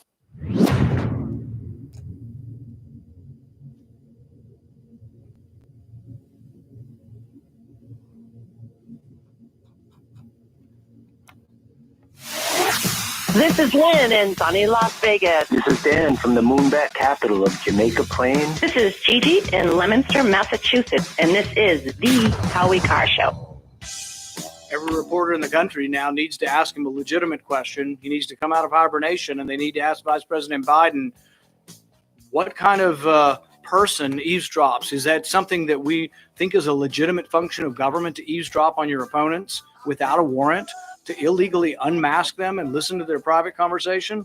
But this is an abuse of power that should not rest, and it should make every American worry that if Vice President Biden were elevated to the top office, would he again use this kind of power on political opponents?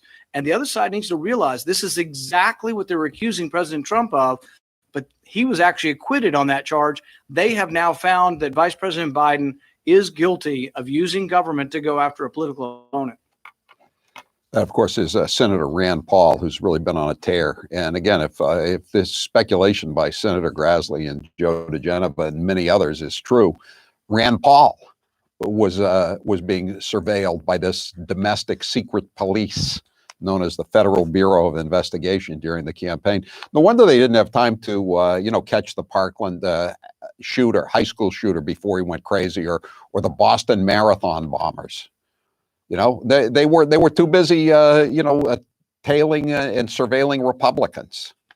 That's what this is. This was all about. It was the Ku Klux Klan in the 19th and the 20th century. Those were the enforcers for the Democrat Party, the Ku Klux Klan. Ask Ralph Northam about him, the governor of Virginia. Now, in the 21st century, the FBI has taken the place of the Ku Klux Klan as the enforcers for the Democrat Party. I mean, it's as simple as that. It really is. So here's Axios. This is the left-wing publication backed by billionaires like Steve Jobs' widow. And they were trying to take a grant from the first bailout program. They were shamed into giving it back, but here's their take on it. Joe Biden's presence on the list could turn it into an election year issue, though the document itself does not show any evidence of wrongdoing. Why did Joe Biden, who's leaving office in 8 days, need to find out who Michael Flynn was talking to? Can he answer that question? I know he certainly didn't give a good accounting of himself when he was with George Stephanopoulos, when George was trying to fluff him yesterday up on Good Morning America. So I don't think he's got a real good answer. I guess his best answer is what is it, Taylor? He doesn't remember. He doesn't remember. Stand by. The president will be coming out shortly. The fact is that I don't remember. There it is. He's like Comey. Comey said it 240 times. Biden will say it the same number of times. I'm Howie Carr.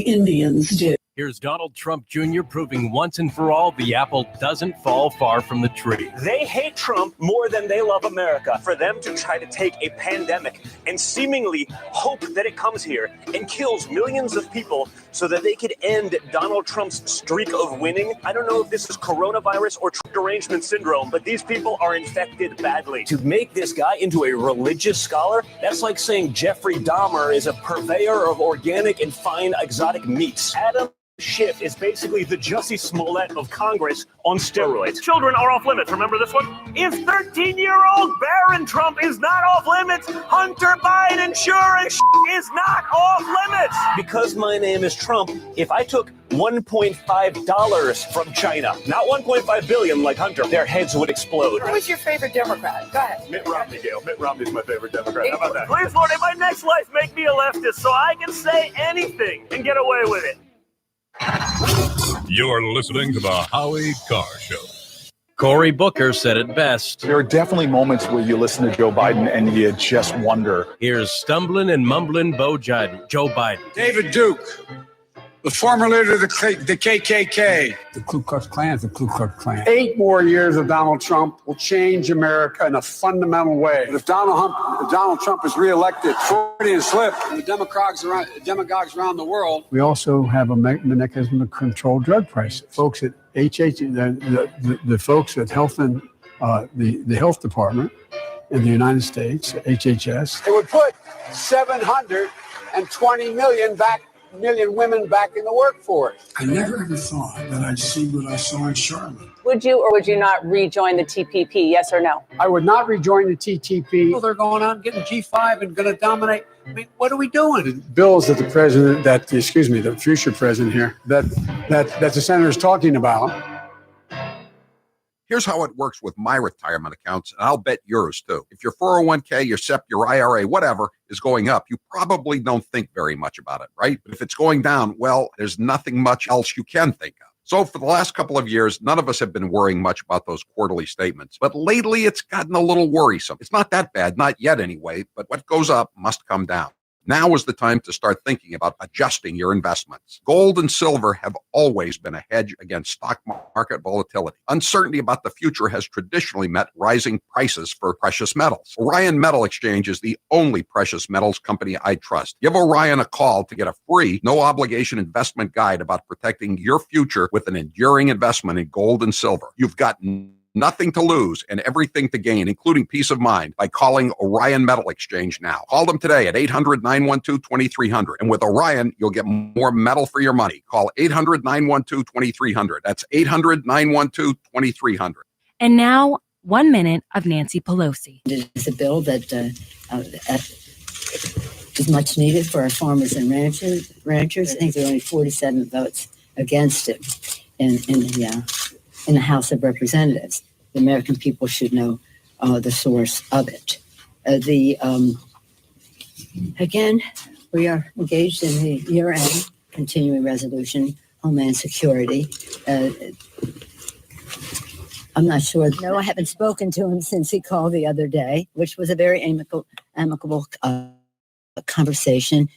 Amiable, I guess you would say, not amicable. And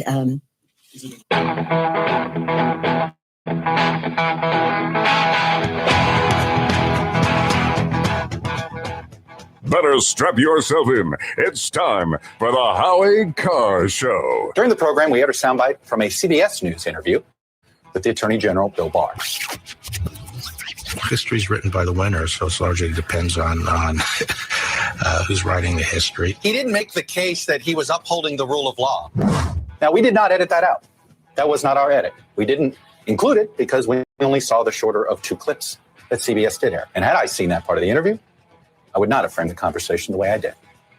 And I obviously am very sorry for that mistake. Well, that's not much of an apology, but I'll take it. Live from the Matthews Brothers Studios. So disappointing to look at what we're seeing from right-wing media these days, where there's such an obsession with the deep state and these revelations about the Russia probe. The real Russia story, Russia probe, the ongoing Russia probe, the Russia investigation. But Mueller and the Russia probe, Russia. Obsessed? Who's obsessed? Who's your captain? Howie Carr. You can see many people out there with masks on, which gives me some degree of comfort. People should not be walking around with masks. There's no reason to be walking around with a mask. I don't think we should ever shake hands ever again. Just forget about shaking hands. We don't need to shake hands. Given what we're going through and maybe forever, nobody should be shaking hands. And I mean that. No one should be shaking hands. Level of the interaction that you want to have. If you want to go a little bit more intimate, well, then that's your choice regarding a risk. You are a walking contradiction, and I find that rather fascinating. Unchained and unstoppable. We also have to, measure their expectations and say, life's going to be different. We're not going to be filling stadiums. There will be no football game today. Rump swabs, hacks, and moonbats beware. It's Howie Carr. Welcome to the Howie Carr Show. The president was supposed to be out about an hour ago, and I think he was supposed to be with a couple of governors, including the governor of Colorado, who's a Democrat. And he's one of the Democrats who's actually trying to reopen the state, believe it or not. I know it's a weird thing in New England to talk about people who are trying to reopen the state, but some people are, and at least a few of them are Democrats, believe it or not.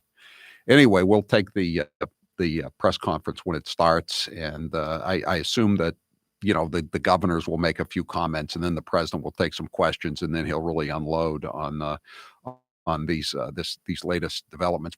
This is just the beginning. These are just the NSA, National Security Administration transcripts. I mean, we don't have yet exactly how dirty and deep the FBI was into this, and the CIA overseas setting people up like Papadopoulos and Page. I mean, this is a vast left-wing conspiracy, to coin a phrase, that was underway here, and in some ways is still underway. Remnants of it.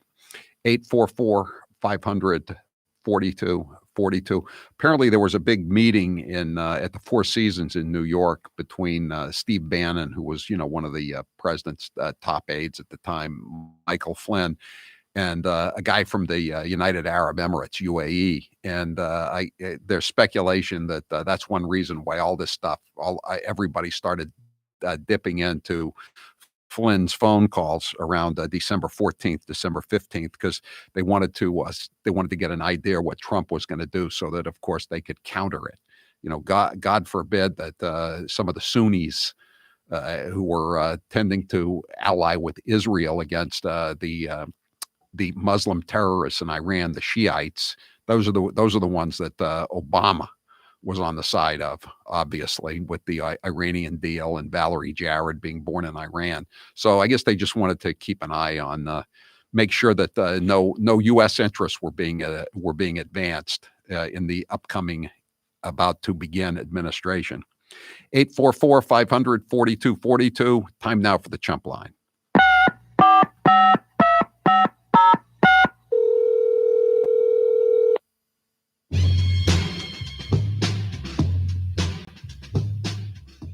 Joe Biden has the right to remain silent, just not the ability. Well put. Howie, Joe Biden calling from the basement bunker. I didn't unmask General Flynn. Dr. Fauci said no masks a few weeks ago. You dog-faced pony soldier. Come on, man. That's dog-faced lying pony soldier to you, pal. Fat. The Chump Line is brought to you by Matthews Brothers, America's oldest window manufacturer. This week celebrating our system of justice and the rule of law. When laws are circumvented and citizens' rights are abridged, it's the duty of every American to hold those lawbreakers responsible for their actions, no matter what the consequences. Dr. Kerry Fauci apparently was for everything before he was against everything. Yes, he was. That's why I played all those cuts. He said masks didn't matter, and now they're very important. He said COVID-19 was not a great threat. Now he wants to keep the country shut down permanently.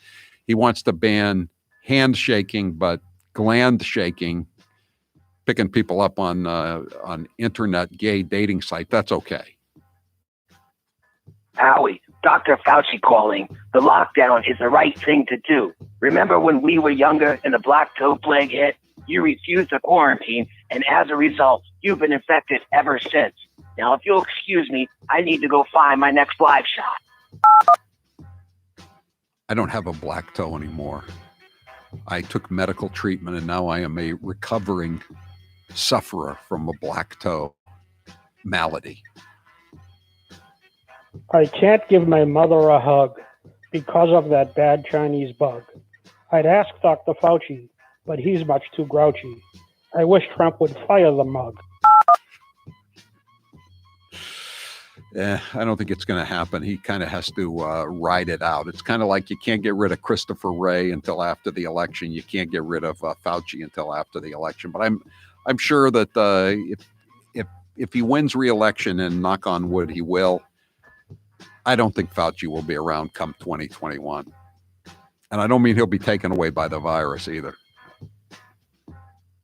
Irama, if only this virus had been around in 1969, my friends in the press would have said Mary Jo died of coronavirus after being in a minor car crash. Yeah. I shouldn't be laughing about that, but yeah, that's the way it's going. Did you see yesterday the death toll in Massachusetts went down to 33, and I have this feeling that some people in Massachusetts were very disappointed because that's bad news for the lockdown.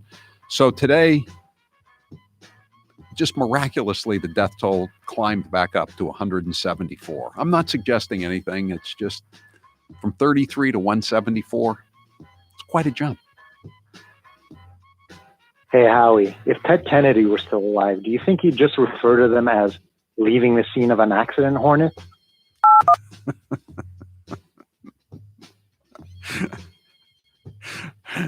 I always like any Chump Line message about Ted Kennedy. Howie, I was looking at the 4-phase plan that Charlie Parker has for the coronavirus, but he left off phase 5, his resignation. He'll never resign, never in a million years. I think he's, again, the virus he suffers from is TDS, Trump derangement syndrome, and he's in stage 4.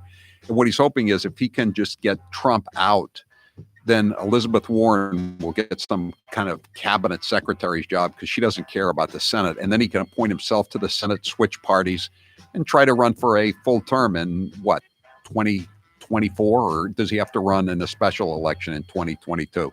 I think that's his long-term goal. He could be another preening Mitt Romney type in the Senate, worthless as you-know-what's on a bull. Is Grace allowed to move into her new house before we have a vaccine? A vaccine. I know. I was talking to a guy today. He runs a business, and he gives away free flu shots. And he said he can't get at least a third of his work staff to take a free flu shot in the fall. Now, what the hell difference is a vaccine going to make, especially when you have all these, you now have a whole group of people. It's almost become a giant cult of people who don't get vaccines for themselves or their little kids. So what the hell difference does it make whether you have a vaccine or not if 30 or 50% of the population refuses to take it? Can you imagine the treatment Governor Parker would be getting if he was a Republican?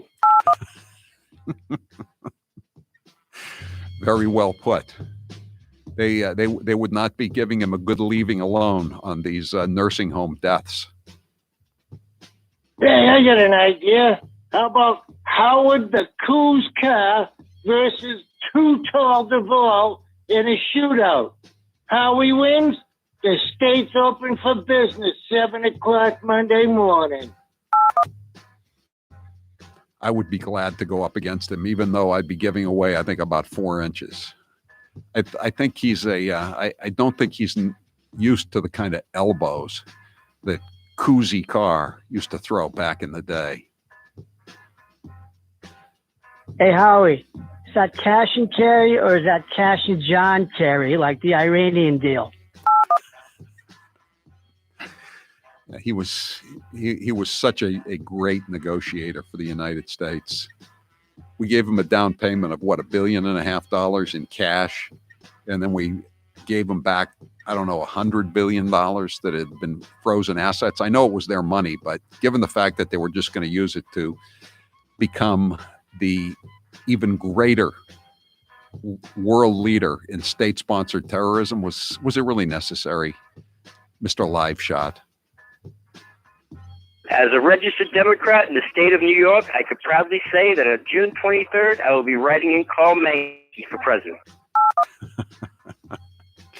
A judge just ordered the New York primary to be held, and Carl Mankey, of course, is the barber from Michigan, age 77, that we interviewed yesterday. Joe Biden only wishes he could speak as coherently as Carl Mankey can.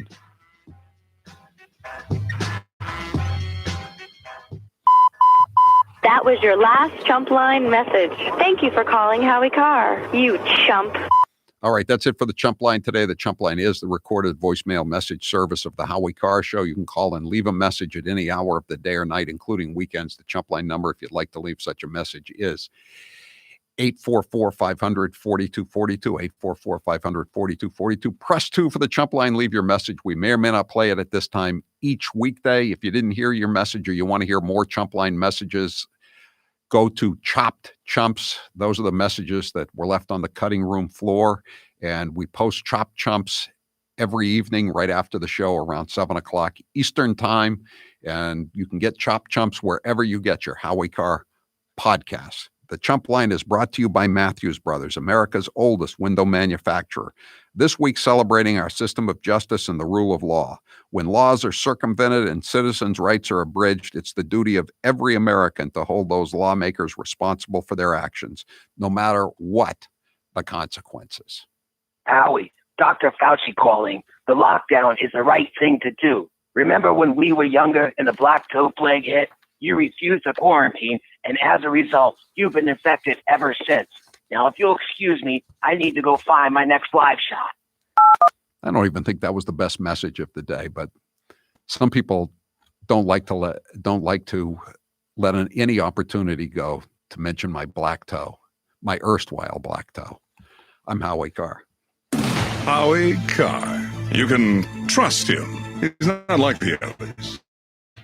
This hour of the Howie Carr Show is brought to you in part by J.T. Kelly, real estate broker of Keller Williams, serving Greater Boston. Have you realized during quarantine that you need a new living arrangement? Call J.T. Kelly at 1-800-364-9200. 1-800-364-9200.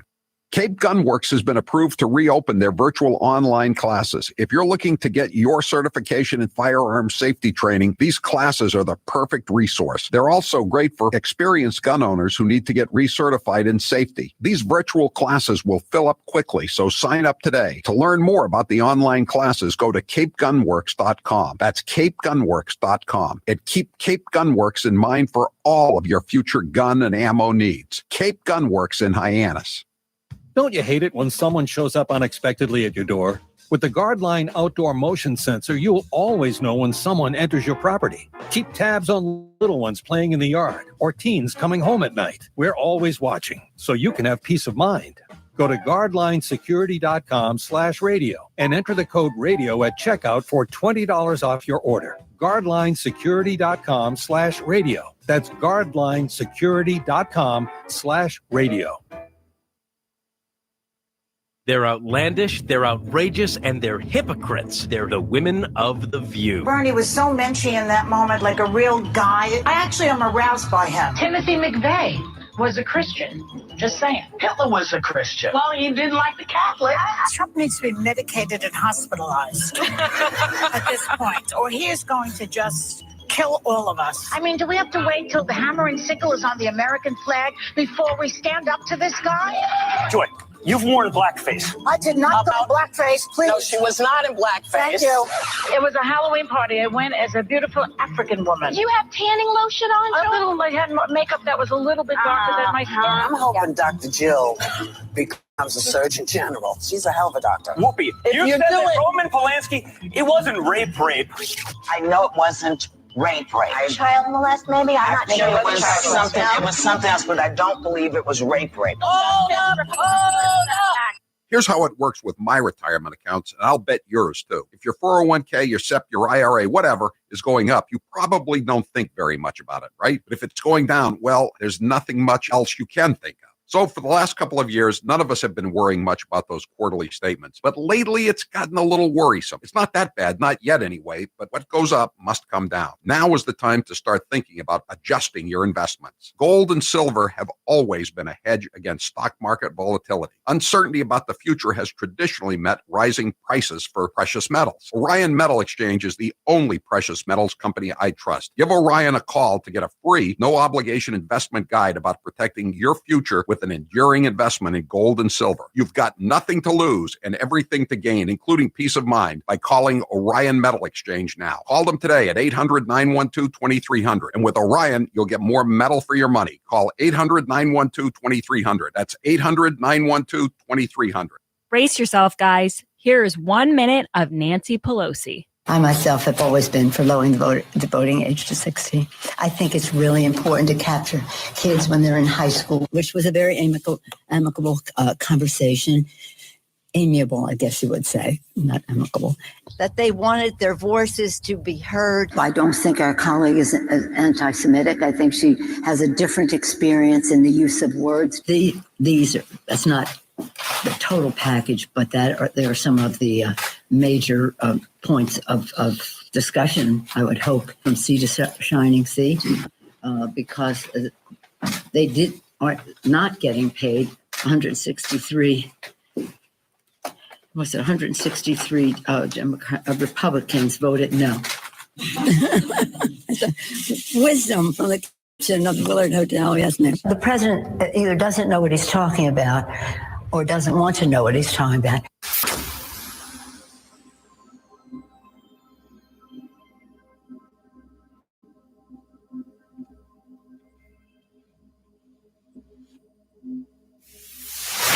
This is Jay in Hingham, Massachusetts. This is Gloria from Haverhill, Mass. Hi, this is Joe from Howie in the Hills, Florida, and this is the Howie Carr Show. They weren't after General Flynn. They wanted him to lie about me, make up a story. And with few exceptions, nobody did that. There were many people. I watched KT McFarland the other day. I watched where she was knock, knock, FBI, the FBI, okay? This was all Obama. This was all Biden.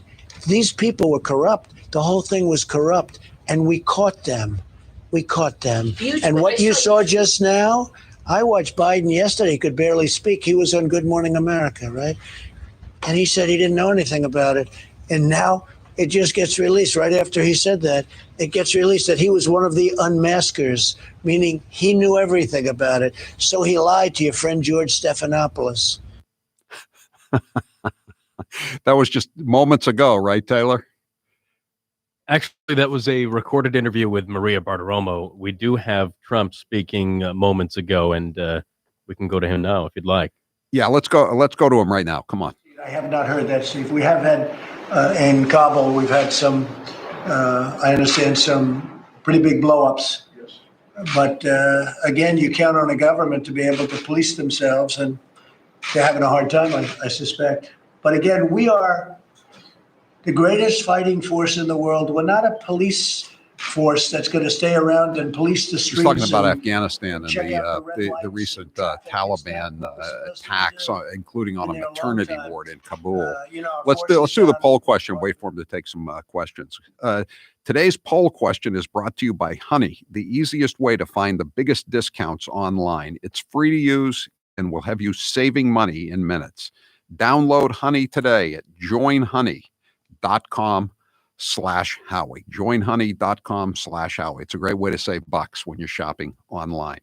Taylor, what's the poll question? What are the results thus far? Should Governor Charlie Baker return the $52,000 in campaign contributions he received from nursing homes? Yes, he should.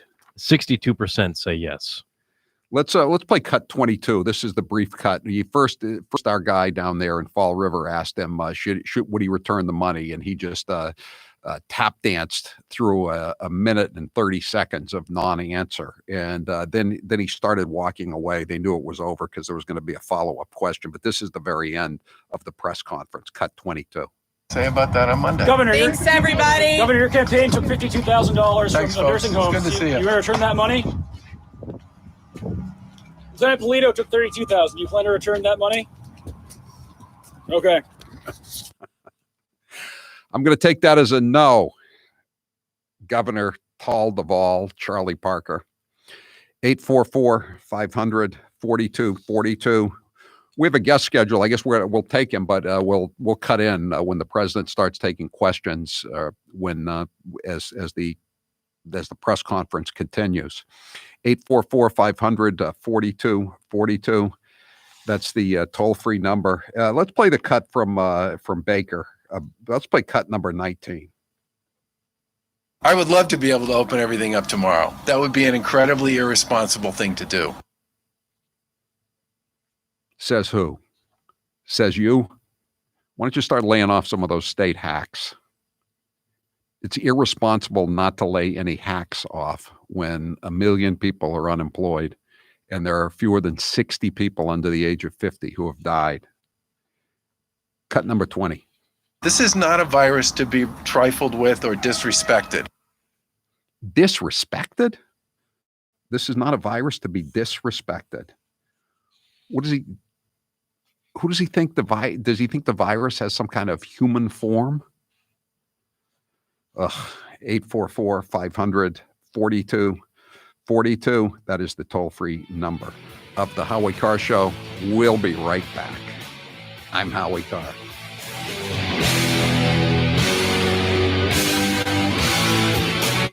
So he's talking at the press conference.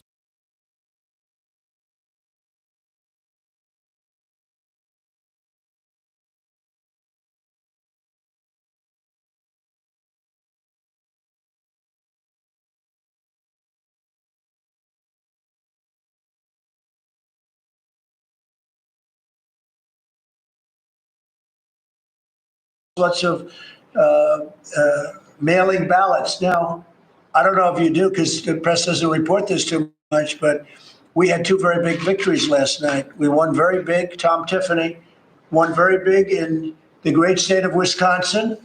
You saw that. That was last night it came in. That was a big one. You saw that, Doug? And won by a very, very substantial margin. And in California, of all places, we had a fantastic race, and this was all mail-in ballots. This was all mailed ballots. Taylor. And when they saw, because it was mailed, they saw they were losing 3.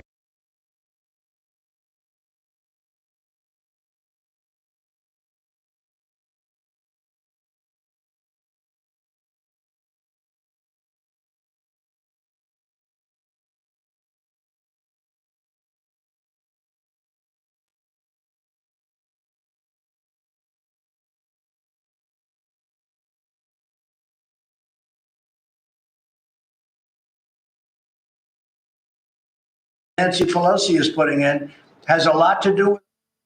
What do you need, Howie?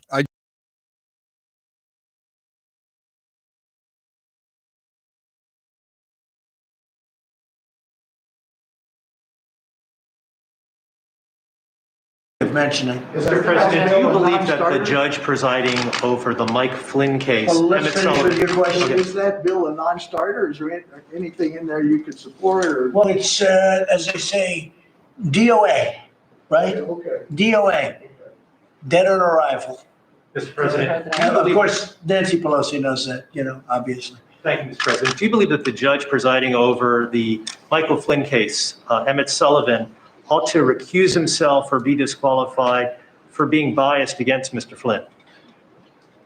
I was just with General Milley and some other generals, and I asked them about General Flynn. Do you know him? They said, yes, sir. I've known him for 20 years. What do you think? He's an incredible man, an incredible soldier. He's an incredible general. This is General Milley, head of the Joint Chiefs of Staff, 4-star. He's done fantastically. He thinks General Flynn is a great, great gentleman and a real fighter. And when I see what is happening to him, it's disgraceful. And it was all a ruse. And by the way, the FBI said he didn't lie. The FBI said he did not lie. So with all this stuff I'm hearing about lying, the FBI said he didn't lie, but the sleazebag said, well, we don't care what they say, we're saying he lied. Okay, but the FBI, you remember when they left, they said he didn't lie. What they've done to that man and that family is a disgrace. But I just tell you that because I just left General Milley and he said, a great man and a great soldier. Would you consider a pardon for Mr. Flynn? I won't talk about that, but he's going to be okay. He's going to be just fine. What about the judge? And I'm very, very saddened by what's happening to General Flynn and others. I want to tell you right now, and others. Please. Dr. Fauci yesterday was a little cautious on reopening the economy too soon. Do you share his concerns? About reopening what? Reopening the economy too soon, some states. Look, he wants to play all sides of the equation. I think we're going to have a tremendous fourth quarter. I think we're going to have a transitional third quarter. And I think we're going to have a phenomenal next year. I feel that we are going to have a country that's ready to absolutely have one of its best years. Next year, with all of the stimulus and all of the fact that it's a pent-up demand like I haven't seen. And you see it right now. These two really professional, good,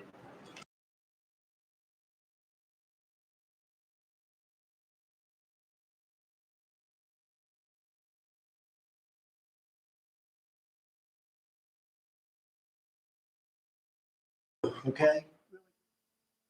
Learned a long time ago about polling. It's not where you start, it's where you finish. I mean, right now, I got nowhere to go but up. Millions living in the shadows, working some of the toughest jobs, kept in modern day bondage. People commit crime. Crime happens. I have won every single congressional district in my state, including Michelle Bachmann's, okay? That's when you guys are supposed to cheer.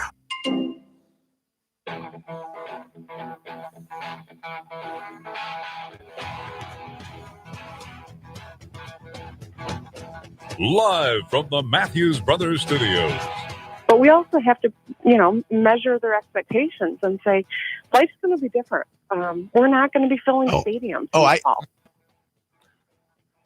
That's Gretchen Whitmer, the governor of Michigan. And I think she stripped Carl Mankey of his license last night. That's what I'm told. I'm sure he's back in court today trying to get it back. He's the barber that we talked to yesterday, age 77. And most assuredly, we're not all in this together, are we? And we're monitoring the president's news conference. He's with a couple of governors, and they're asking him a variety of questions. We'll just dip back in whenever he starts talking about the unmaskings today and the fact that Joe Biden was asking for information on General Flynn, and he's going to get to that at some point. But right now, we wanted to speak to Larry Ward. He is the chairman and founder of Constitutional Rights, PAC, and they've started this new coalition. We are not in this together, and we've laughed about that over the last few weeks. That when they keep saying these PSAs because they're not selling any radio ads because all the businesses are shut down, they say we're all in this together. I always roll my eyes when I hear that because it's not true, as we can see on a daily basis. Just ask Fredo Cuomo. Joining us now on the news line is Larry Ward, and he's one of the founders of We Are Not in This Together. Larry, thanks for being with us here on the Howie Carr Show. Hey, thanks for having me. And you know what? We were in this together. We were in this together. When this first happened, when the president said, hey, look, we need to quarantine, we need to use these, we need to wash our hands and do all these things, and we need to make sure, and this was very clear, we need to make sure that we do these things until there's enough hospital beds and ventilators. But as soon as there was enough hospital beds and ventilators, because we did what they said, and even Killer Cuomo sent the U.S. Comfort away from New York City because there's plenty of hospital beds. As soon as there was enough, it should have ended. We should have all gotten back to work because we did our part. But now we're not in this together because at the end of the day, all they're doing is collapsing our economy, which is going to kill hundreds of thousands more people than the virus.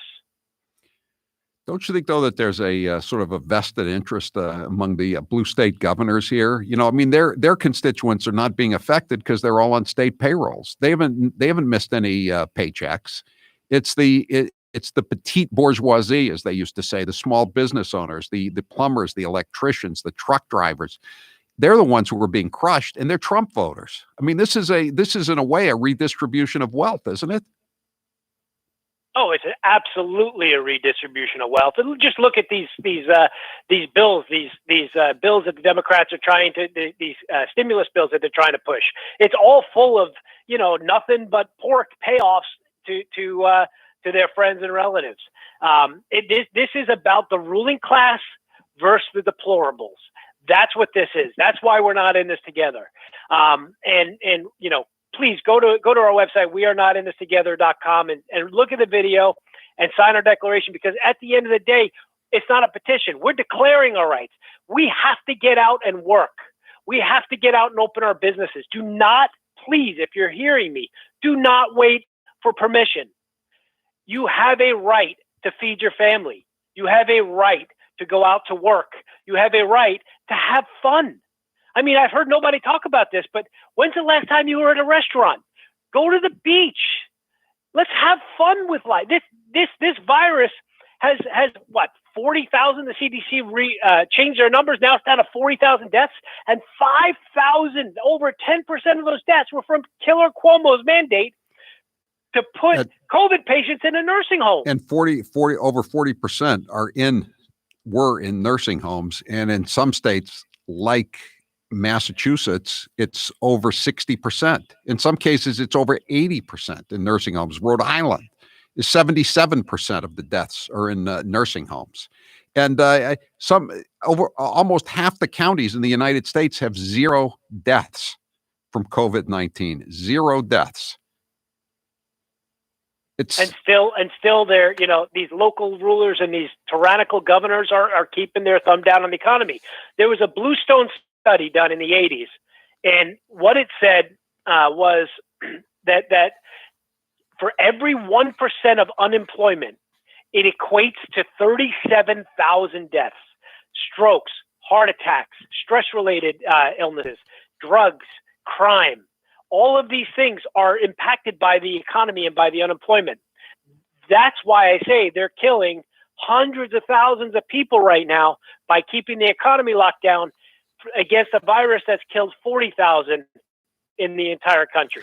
We're speaking to Larry Ward, the founder of the Constitutional Rights Political Action Committee. Here are the stats. 1,603 counties. That's 52% of the counties in the U.S. 0 deaths. 447 counties. That's 14%. 1 death. 443 counties, another 14% of the number of counties in the United States, have 2 to 5 deaths. So 80% of the counties in the 50 states have a maximum of 2,662 deaths. And the economy has been plunged into a depression. It doesn't make any sense unless you have some kind of ulterior political motive. Well, you're absolutely right. But the political motive, and I think this is what the political motive is. The Democrats are pushing this narrative to intersect with the Durham investigation and the Flynn and the Unmasking story. All of this stuff that's coming like a tidal wave, all this Russiagate stuff, they want the news media to intersect with that so they don't have to talk about it. So they don't have to cover it. They're going to be covering COVID nonstop because they don't want to talk about the real crimes in America. Operation Change the Subject. Okay, where should people go if they want to check out your website, Larry? It is wearenotinThistogether.com, and please share it. The social media and Google and everybody else isn't going to be kind to us, so we need you to share person to person as much as you humanly possible. We are not in this together. Okay, thank you very much, Larry Ward. We appreciate you being with us. 844-500-4242. Anything going on at the press conference there, Taylor? I'm just talking about reopening. Oh, they're just talking about reopening. We'll take a call here. Bill, you're next with Howie Carr. Go ahead, Bill. Hey, Howie, thanks for taking my call. Hey, it's a good day for the good guys, and you're having a great show today. Thank you. Awesome. Hey, number one, Benedict Comey, he's the leaker. He's got a proven record, and if you follow the beans all the way up the beanstalk, that's where you find all the media trolls. Right. Number two, General Flynn is a hero, and update for you, I was listening in and out, and President got asked about pardoning Flynn. He said, he just smiled, and he said, I'm not going to talk about that right now, but he's going to be okay. So there's your update. Right. On, I mean, he's going to be okay, Bill. But, you know, the thing is, he's still running up a legal bill now that Sullivan has said he wants these friends of the court briefs. You know, when Flynn was about to be sentenced, he said, I don't want any amicus curiae briefs. And at that time, it's germane. You know, people write in and they say, you know, General Flynn's a good guy. I knew him wherever. And, you know, please grant him a mercy or a short sentence. I mean, that's when you want to get these friends of the court briefs. And he said, no, I don't want any of that. But now we're beyond that. And this is the unprecedented action. He's asking these ancient Watergate lawyers, Richard Benveniste, he was no spring chicken back in 1974. And now he's still hanging around and he wants to, write a brief saying why General Flynn should be lynched after he was railroaded in a Star Chamber secret police proceeding. It's just outrageous that this thing is still going on. I know he's going to get pardoned at the end if somehow General Sullivan or somehow Judge Sullivan is able to, still sentence him to prison. I don't know how he'd do it, but if he can. And the fact is, though, this should be over. It should be long over. Thanks for the call, Bill. Wayne, you're next with Howie Carr. Go ahead, Wayne. Hey, good evening, Howie. Thanks for taking my call. I saw the press conference today with the governor.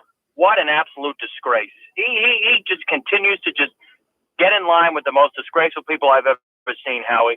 Want to talk about someone who's so condescending and talk about someone who's unqualified. Karen Polito is probably the most unqualified and probably the most moronic person to ever lead an effort to reopen a state. When I see her speak, I don't think she knows what day it is. What a disgrace, Howie. You keep it up. Thanks, Wayne. I was transcribing her remarks last week, and you sometimes just see her standing there. She's like a trained poodle, a standard poodle sitting next to her master, her devoted master, looking up at him. She never spoke. When you heard her speak last week, when they were setting up this blue ribbon commission to reopen the state, or not reopen the state, more likely, she actually spoke, and you are reminded, or I don't think I ever knew how dumb she is. She is painfully inarticulate, and she has no clue. She's just there. Oh. Wayne is absolutely correct. Rocky, you're next with Howie Carr. Go ahead, Rocky. Hey, Howie, thanks a lot. Listen, we got this moron Biden, right? And it's all about second place, the vice president who's going to be the president, as you and I both know. They're pushing a guy that's still using S&H green stamps to buy a bicycle for his grandkid at Western Auto. I mean, come on. Howie, other than that, this is scary times. How about mail-in ballots? I mean, if they're allowed to do that, it's over. It's over. I know. Well, Trump just said that. He said they just want these mail-in ballots to steal the election. How bad is it in California when this Republican, Garcia, he defeated his Democrat opponent last night by 12 points. And even the president of the United States is saying, well, we don't know what's going to happen when they start dumping in these thousands of mail-in ballots. This is legalized fraud is what they want. I mean, they're not going to get it because the Republicans aren't going to allow it for once. They realize this is the end of the line. If they ever give them mail-in ballots, I mean, it's a recipe for fraud. The Republicans lost 7 seats in California in the House of Representatives last year. They got one of them back last night. Knock on wood, they can withstand the fraud that'll be taking place. But the Democrats didn't even care. I remember one of the races the Republicans lost. They had a really attractive Korean American woman. a female and an immigrant and a minority, quote unquote. And the Democrats didn't care. They just stole the election from her, just like they were stealing it from, everybody else. If you step out of line, you have to be slapped down. Doesn't matter if you're black like Clarence Thomas or Candace Owens, or gay like Rick Grinnell, or a Korean American woman like the woman down, I think, in Orange County or San Diego County.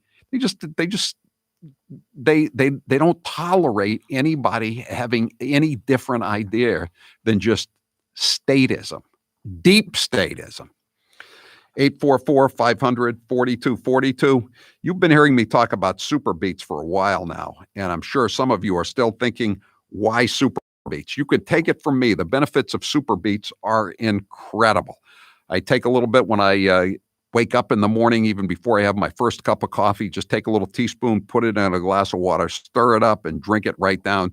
You'll feel a lot better. It's great for your circulation and your blood pressure, and it just gives you a boost in the morning. And it tastes good, too. It doesn't taste like beets. It tastes like not beets. It's really good, and it helps you out. It'll make you feel a lot better.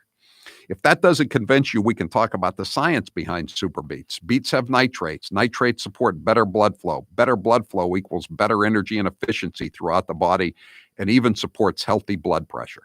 But super beets does so much more than eating regular beets and is unparalleled compared to other beet powders. Just one scoop of super beets has the nitric oxide equivalent of 3 whole beets. And the science team behind super beets has conducted 11 clinical trials and was even given the Science Award by the Nutrition Business Journal. This level of research is unheard of in the nutrition category. These are just some of the reasons why I love super beets and why it's worked for me, and Grace can tell you and Taylor can tell you it's worked for them too. To try super beets risk-free for 90 days, visit www.superbeetsradio.com/Howie and get a free 30-day supply, free shipping, and free nitric oxide strips to test your nitric oxide levels with your first purchase. www.superbeetsradio.com/Howie.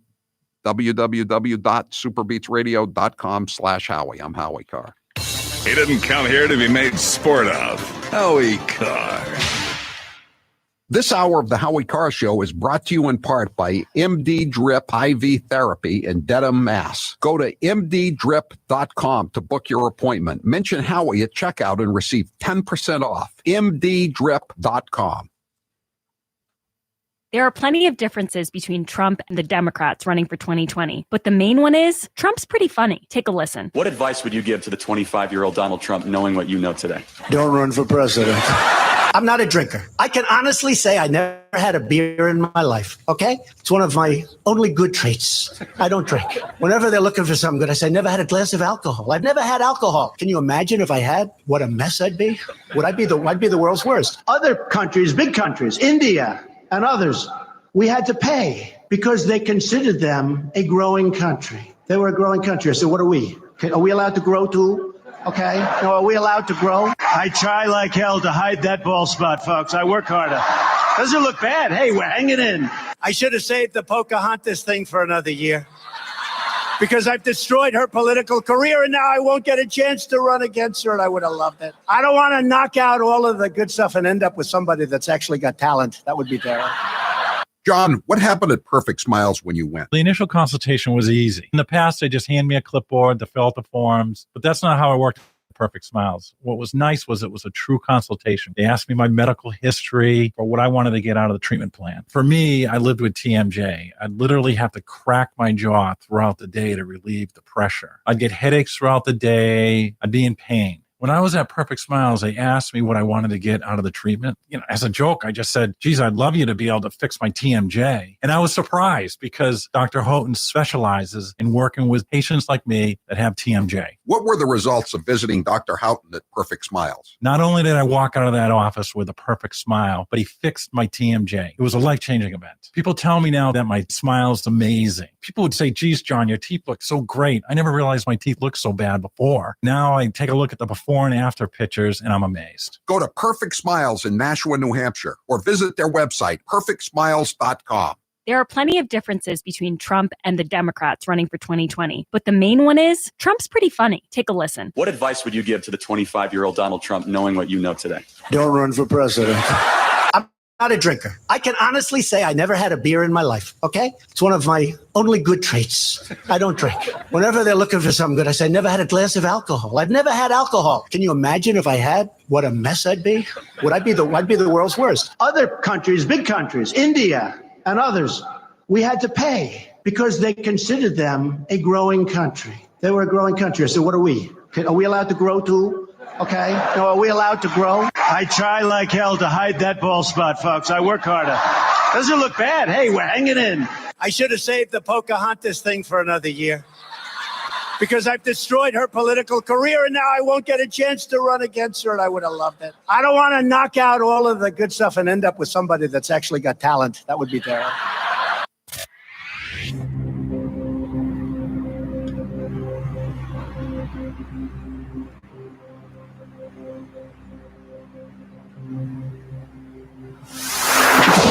Hi, my name's Jane Lucas.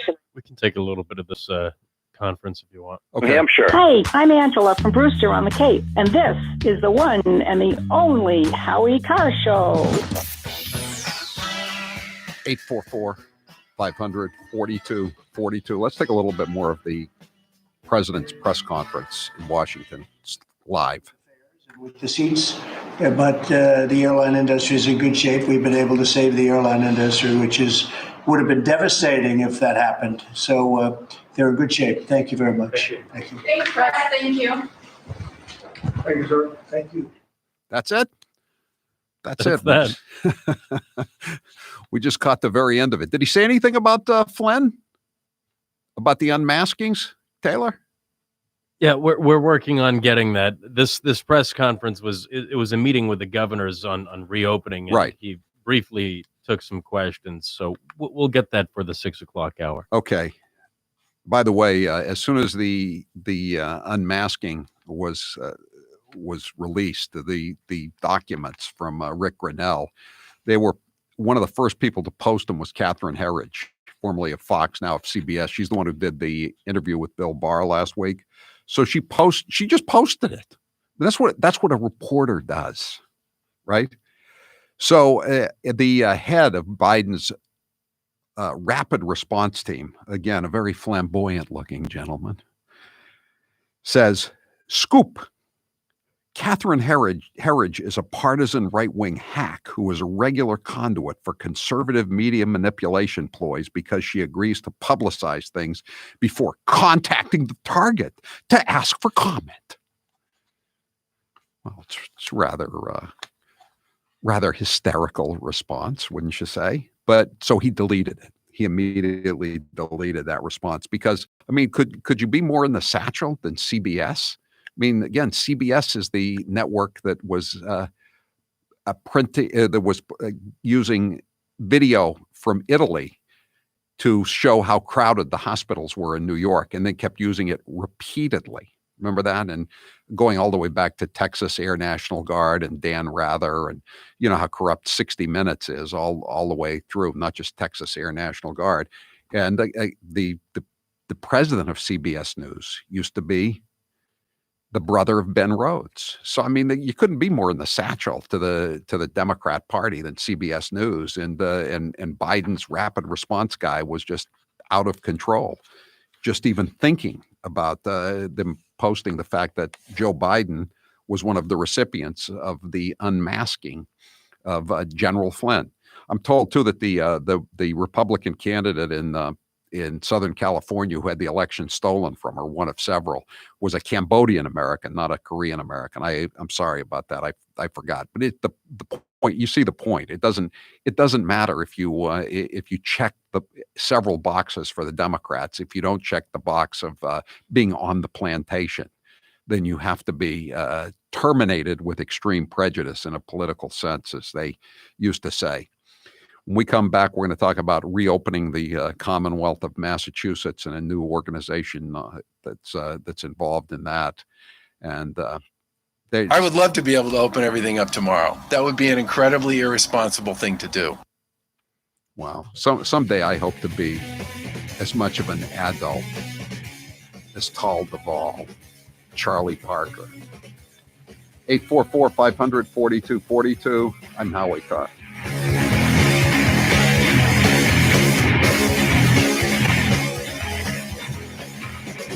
face coverings are the new normal, but the kind you use really matters because not all offer the same protection. Boomer Naturals has a highly recommended consumer covering. It's 3 layers of ultra soft and breathable cloth, and it comes in sizes for both adults and children. This cotton polyester blend cloth is made for use up to 30 days when hand washed between uses. Order now at boomernaturals.com. Use code Howie Carr 20 at checkout and save 20%. Get free shipping and handling on any order over $50. The Mother's Day special was a huge success. Of course it was. A Buy American, Support America t-shirt and a free book for $19.99. Who wouldn't love that deal? Actually, we've had a few complaints. From who? A lot of people forgot that Father's Day comes right after Mother's Day, so now they wish they had bought their dad a gift too. Oh boy. Okay, we'll run a Father's Day deal too. But then we're done. The prices can't be this low forever. Go to HowieCarrshow.com and click on the banner to get your dad the perfect gift for only $19.99. Orders over $49.99 get free shipping. Remember the boy who cried wolf? I call this one the press that cried Hitler. The president is not only racist, he's a bigot, but he is completely un-American. He is behaving like a fascist. This is the president once again just thumping his chest and acting like he is the dictator that I think he wants to be. President of the United States is a wannabe dictator with authoritarian tendencies. This is exactly what authoritarians do. This is what strongmen do. This is what happens in authoritarian regimes. We have a president with a strong authoritarian personality. Like a dictator from another nation. People that grew up in authoritarian regimes, seeing echoes of that in President Trump. He likes these figures like Vladimir Putin and Kim Jong-un. This is more the actions of a dictator. He totally wants to be a dictator. It's so obvious. Much like Hitler took over the Nazi Party, Trump has taken over the Republican Party. He went full Hitler. Trump is as destructive a person in this century as Hitler, Stalin, and Mao were in the last century. It's simply a Stalinist phrase, for God's sake. He sounded not like a president of the United States. He actually sounded like Saddam Hussein. And now, some of my favorite fake Indian cuts of all time. I'm not going to ask you for your favorite curse word. Actually, I am. Do you have a favorite curse word? Poop. Poop? Oh, that's a goody two-shoes favorite curse word if I ever heard one. Are you kidding? Have you ever seen a woman like me look you straight in the face after you finished some long explanation of something and then just said, poop? Hold on a sec. I'm going to get me a beer. I'm not sure what she's talking about as far as a rally with. It was a rally in Bern, Oregon, is that you have to figure out who you are. I grew up in a family that was barely hanging on to the ragged edge of the middle class. And my Aunt B has walked by that picture at least 1,000 times, remarked that her father, my papa, had high cheekbones like all of the Indians did.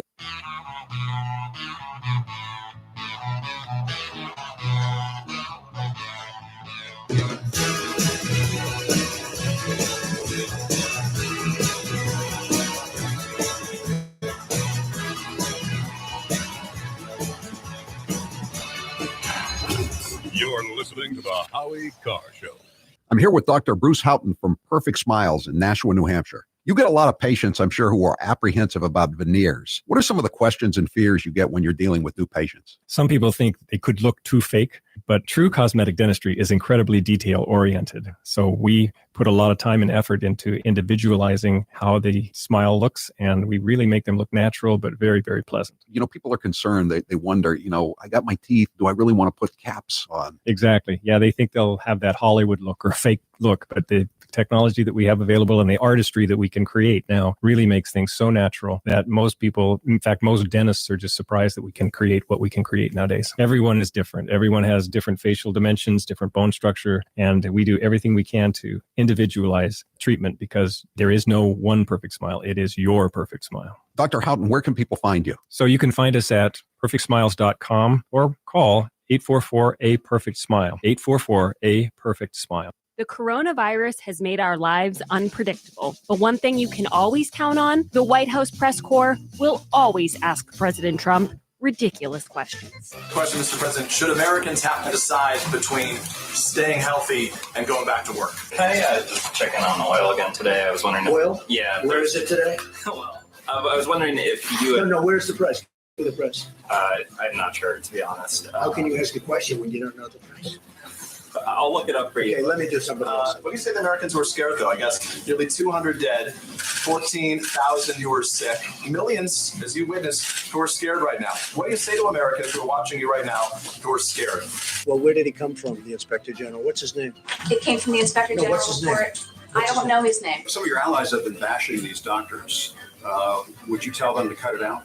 Today you tweeted the invisible enemy will soon be in full retreat. Given it's invisible without widespread testing, how would you know? Jim Acosta, without a doubt, wins the competition for Trump's least favorite journalist of all time. Let's listen to some of their feistier moments. I'll tell you what, CNN should be ashamed of itself having you working for them. You are a rude, terrible person. You shouldn't be working for CNN. Should I let him have a little bit more? What do you think, Peter? Peter, should I let him have a little bit more? Sit down. I'm changing it from fake news, though. Doesn't that undermine? Very fake news. I know, but aren't you? When I raise money, excuse me, I've watched you on television. You're a real beauty. Honestly, I think you should let me run the country. You run CNN. All right. And if you did it well, your ratings would be much better. If I may ask one other question, Mr. President, if I may ask one other question, are you worried? That's enough. That's enough. Mr. President, what do you say to your critics who say that you're concocting a national emergency here in order to get your wall because you couldn't get it through other ways? What do you think? You think I'm creating something? Ask these incredible women who lost their daughters and their sons, because your question is a very political question, because you have an agenda. You're CNN. You're fake news. You're listening to the Howie Carr Show. You can call him Fat Boy, just... Hey, Howie.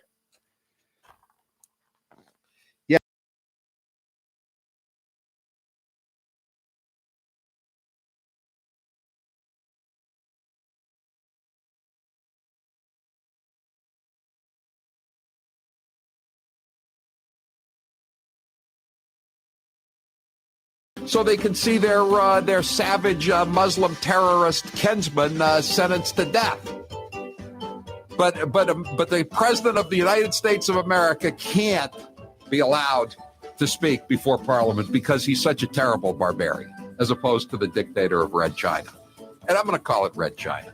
Since the Dems are down on Russia, we might as well go after all the communist dictatorships that are left, right?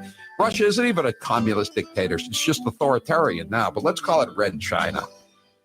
Here's how it works with my retirement accounts, and I'll bet yours too. If your 401k, your SEP, your IRA, whatever is going up, you probably don't think very much about it, right? But if it's going down, well, there's nothing much else you can think of. So for the last couple of years, none of us have been worrying much about those quarterly statements. But lately, it's gotten a little worrisome. It's not that bad, not yet anyway, but what goes up must come down. Now is the time to start thinking about adjusting your investments. Gold and silver have always been a hedge against stock market volatility. Uncertainty about the future has traditionally meant rising prices for precious metals. Orion Metal Exchange is the only precious metals company I trust. Give Orion a call to get a free, no-obligation investment guide about protecting your future with an enduring investment in gold and silver. You've got nothing to lose and everything to gain, including peace of mind, by calling Orion Metal Exchange now. Call them today at 800-912-2300. And now, a minute of wisdom from Alexandria Ocasio-Cortez. Millennials and people and, Gen Z and all these folks that come after us are looking up and we're like, the world is going to end in 12 years if we don't address climate change. And your biggest issue is your biggest issue is how are we going to pay for it? And this is the war. This is our World War II. I think that there's a lot of people more concerned about being precisely, factually, and semantically correct than about...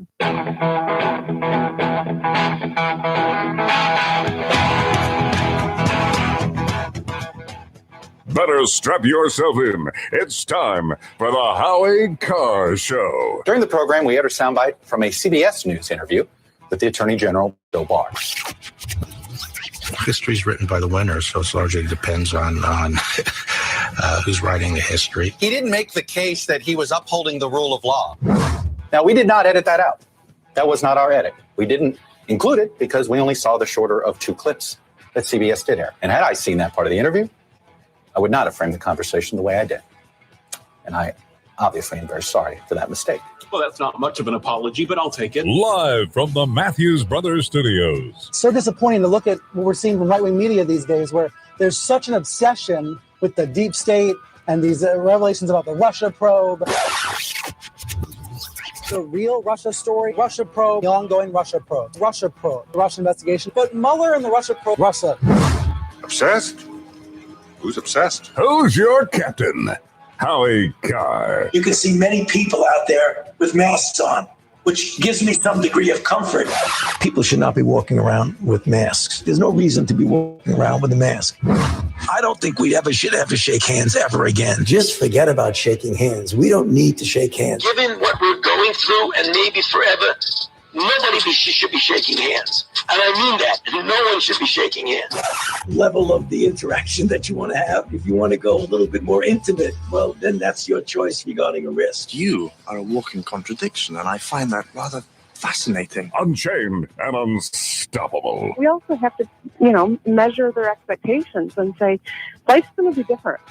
We're not going to be filling stadiums. There will be no football game today. Rump swabs, hacks, and moonbats beware. It's Howie Carr.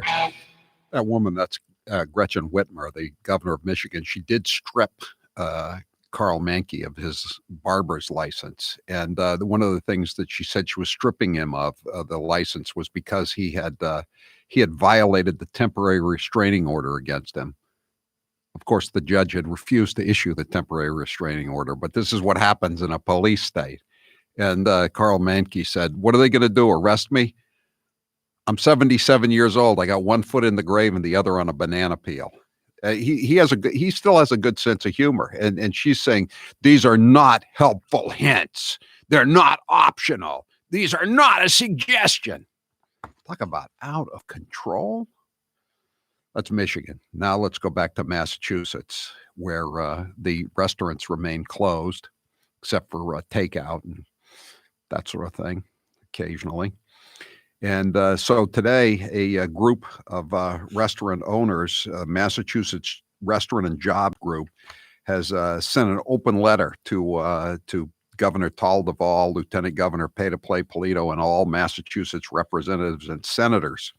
And it's a good letter, and it's signed by a couple of hundred. It looks like restaurant owners, independents. These are people who own your neighborhood restaurants, the places you like to go to, to have a drink or some pub food after work on Friday, or to watch an athletic event on the weekend, or go someplace for a celebration. These are really great places.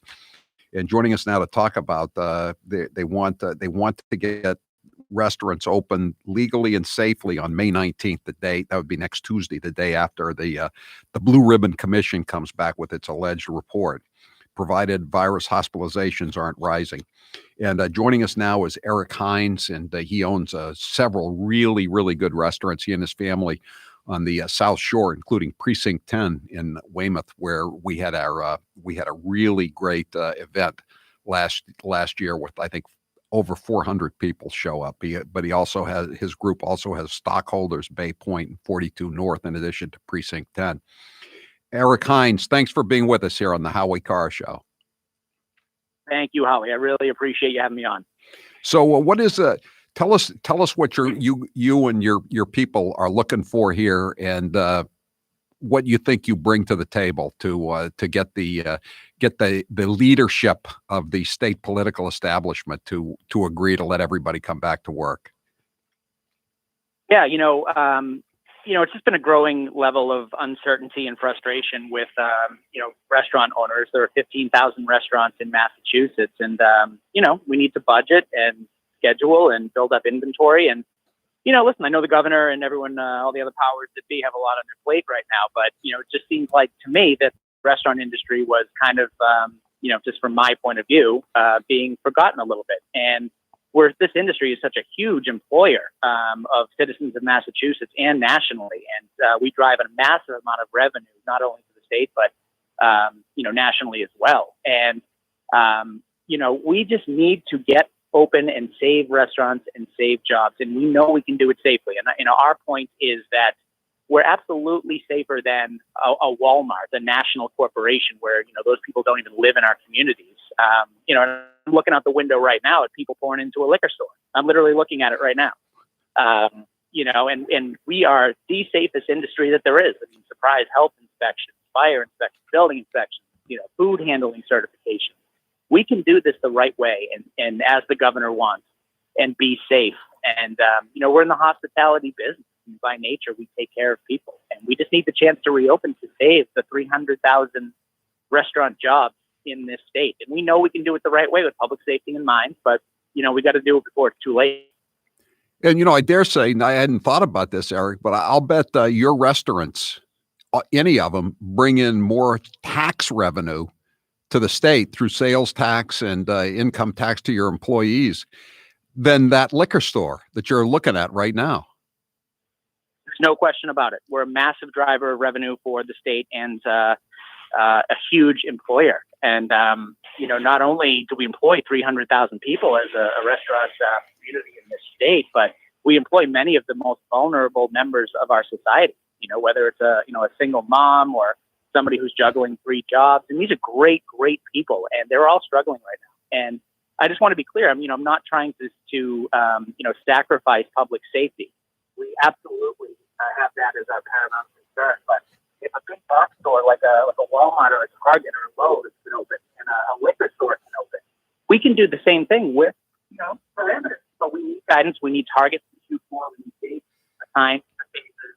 I know that no one wants to do that, but you can always curb them back if hospitalizations rise at some point. But we need targets in order to plan for inventory and for, like I said, scheduling and budgeting. And that's just how business is done. I mean, obviously, I'm looking at this list, and they're restaurants from all across the state. So I assume you guys have been calling around. I mean, how many people have you called? Do you figure as a percentage that told you I'm just giving up? Because you see it in the papers all the time. I mean, these places that have been open 30, 40, 50 years, especially when the owners are getting close to retirement age and their kids don't want it. They're just calling it quits. How many people have you called to get on this list that have just thrown in the towel already?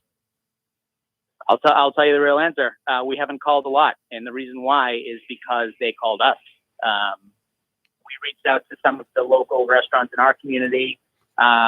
We worked closely with Dave Andelman from Phantom Gourmet, who's a great advocate for the restaurant industry. He has a great reach across the industry. Obviously ties to all sorts of, media, and he can get the word out quickly. And we had so many people calling us. I mean, we started with, I think, 10 guys that did a conference call to talk about, the fact that we need some guidance and that we can actually reopen and be safe for the public. And then it just blew up from there. And, we're literally gaining new, member owners constantly that agree that, we need a fighting shot to save restaurants and save jobs, and we can do it safely. And even beyond that, Howie, is we need representation of the 15,000 restaurants, within the governor's reopening council. Because right now, the person representing restaurants in this state is Steve DiFilippo, who owns Davia. And I don't know Steve, but I love his restaurants. Yeah, I know do he's a very too. successful person.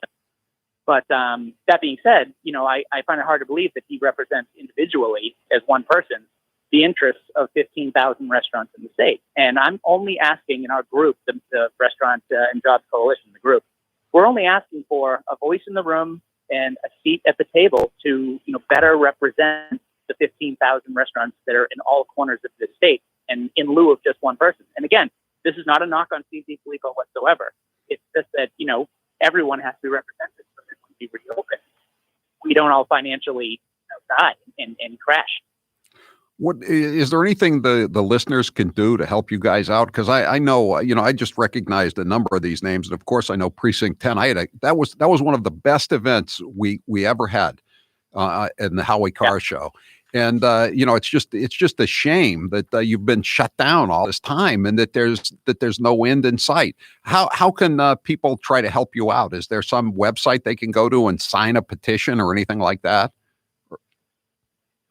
We don't have a petition, as we already sent the letter to Lieutenant Governor Polito and Governor Baker. But like I said, if you own a restaurant, we certainly want to hear from you.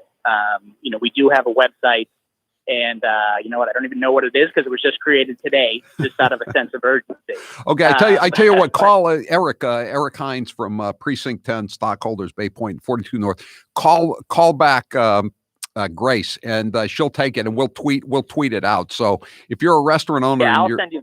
Yeah, we'll tweet it out with a link on it, so you can hear from some more people. Because I mean, something you guys really got blindsided here, and you're paying the price, and your employees are paying the price, like you said. I mean, these are not people that have trust funds, but by and large, who either own or work in restaurants. They're the greatest people in the world. They're the most friendly and hospitable, and they're amazing. And they're not able to work right now, as none of us are really able to reopen or bring any of our staff back.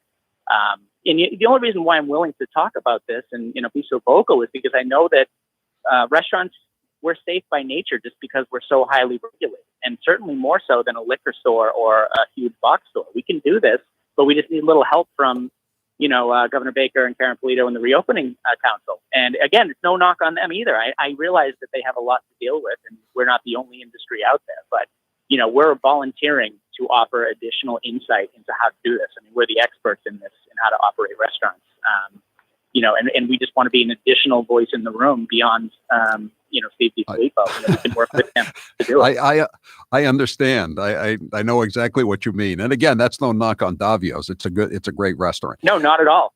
No, great restaurants. He's a successful, businessman and restaurant owner, and it's no knock on him at all. And all I'm saying is that there are 15,000 restaurants in this state. And, I'm not trying to pack a room with the governor, with 125 restaurant owners. I'm just saying add one or two more that can kind of round out, what needs to be done. Yeah. And if maybe one of you two could be a Republican, so that would be a real switch in that commission too, that blue ribbon commission. And speaking of Republicans, I just want to give a quick shout out.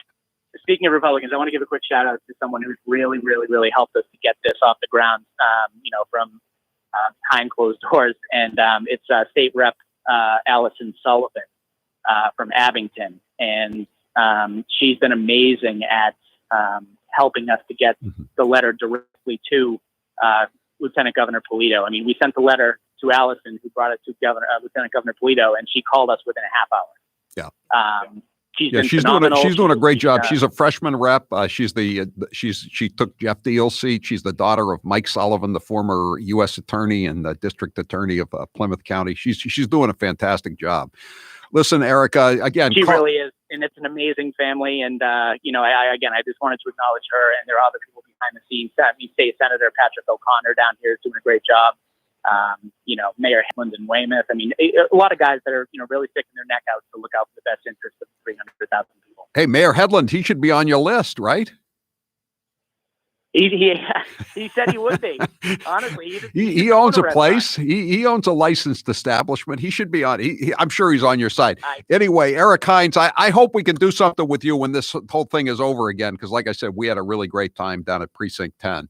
And it's a great restaurant. All of them are great restaurants. And again, call Grace back, and we'll get up your. We'll tweet out your link to your website so that other restaurant owners that are hearing this can get involved in this and try to bring a little pressure to bear, shall we say. Thanks, Eric Heinz from Precinct 10 in Weymouth. We all shop online a lot, especially these days. But you can make your online shopping even better. You can do it with Honey. You can save a lot of money. Especially, it really counts for a lot now. The economy is tanked, and you may have lost your job or be working fewer hours, if any hours. You need to save money, and Honey is the best way to do it when you shop online. Honey is the free online shopping tool that automatically finds the best promo codes and applies them to your cart. Just download Honey to your computer and shop on all your favorite websites like normal. When you check out, just click the little Apply Coupons button that pops up. Wait a few seconds for Honey to scan its database of all the working coupons on the web. Then watch your price drop. I'm telling you, when you go when you get Honey installed on your computer and you hit the button to buy, and you see that little honey troll or whatever it is drop down, you say to yourself, it's a fun experience. And you say, oh, great, I'm going to save some money here. Odds are I'm going to save some money, because you don't know all the codes for all these companies that you're going to, or you may know a couple of codes, but they're expired. So Honey just automatically searches all through the internet for any kind of code, discount code that works for you. And chances are, when you see that little Honey guy, you're going to get a discount on your purchase. And it's just great. It's just fun to see him come down. Honey works on nearly every online store, including Walmart, Target, Home Depot, Macy's, Etsy, and more. Honey has found over $2 billion in savings. It saved some money for me just the other day on some espresso capsules I was getting from my little espresso maker. Saved me about $1, but that's great. That's $1 I didn't have, or I was going to not have. Honey has found over $2 billion in savings. That's why it has over 100,000 five-star reviews on the Google Chrome store. Not using Honey is literally passing up free money. It's 100% free to use and installs in just a few seconds. Plus, it's backed by PayPal, so you know it's secure and reliable. Get Honey for free. Again, no cost. It's easy and it's free, and it'll save you money instantaneously. Get Honey for free at joinhoney.com/Howie. That's joinhoney.com/Howie. I'm Howie Carr. The Howie Carr Show.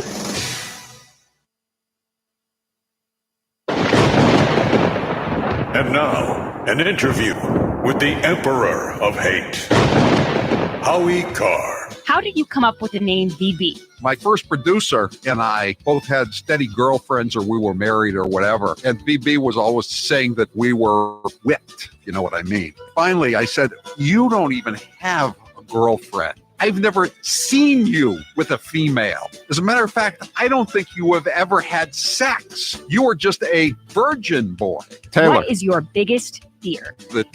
Yes. What does Alex Azar want to talk about? Anything in particular? I'm sorry? Alex Azar, what does he want to talk about? I sent you a link. I guess Trump's going to be visiting Pennsylvania or something. Oh, I didn't see it. Okay, hold on.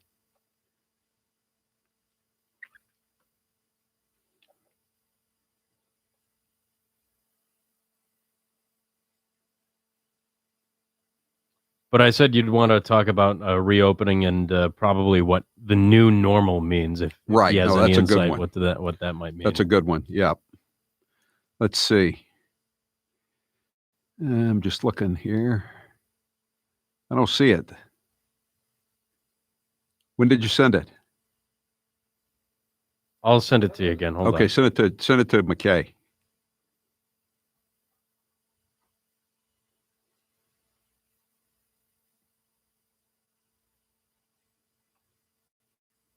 Company I trust. Give Orion a call to get a free, no obligation investment guide about protecting your future with an enduring investment in gold and silver. You've got nothing to lose and everything to gain, including peace of mind, by calling Orion Metal Exchange now. Call them today at 800-912-2300. And with Orion, you'll get more metal for your money. Call 800-912-2300. That's 800-912-2300.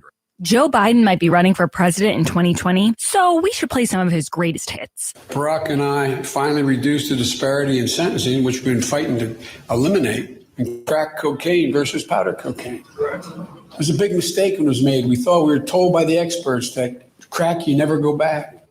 You cannot go to a 7-Eleven or a Dunkin' Donuts unless you have a slight Indian accent. If you want to protect yourself, get a double-barrel shotgun. If there's ever a problem, just walk out on the balcony, put that double-barrel shotgun, and fire 2 blasts. They're going to put you all back in chains. Give me a break. That's a bunch of malarkey. The 3-letter word, jobs. J-O-B-S, jobs. One man stands ready to deliver change we desperately need. A man I'm proud to call my friend. A man who will be the next president of the United States, Barack America.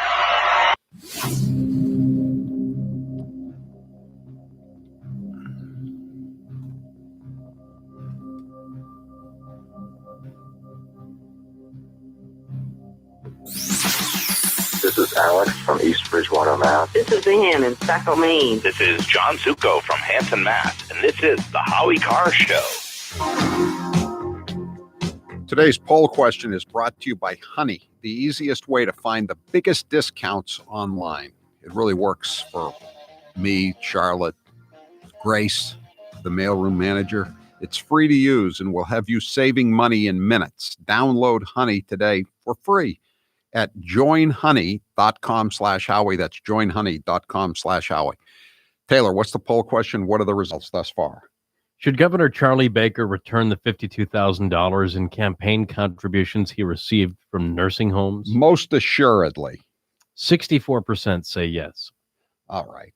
Okay. It's more than that. I think we were trolled today. We know that doesn't usually happen to us, but it did today, I guess.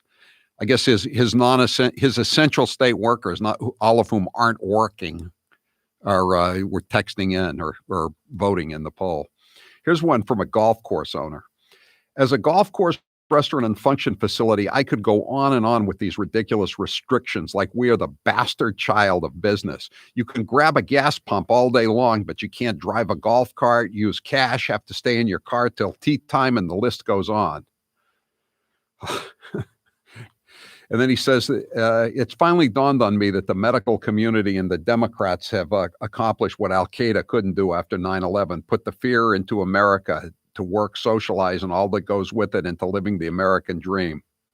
I know other people are saying, aren't the restaurants having some problems getting people to come back? I actually have heard from a couple of restaurant, or at least one restaurant owner who said that he's been trying to get people to come back, and he's hoping that they're going to be loosening up, shall we say, next week. And some of the people are saying, I'm getting the unemployment. I'm going to get it till, a few more months. Why should I come back to work and make less money?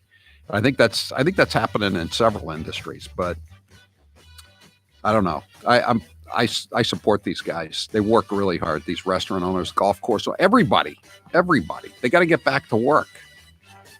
Not everybody can be a hack, I'm Howie Carr.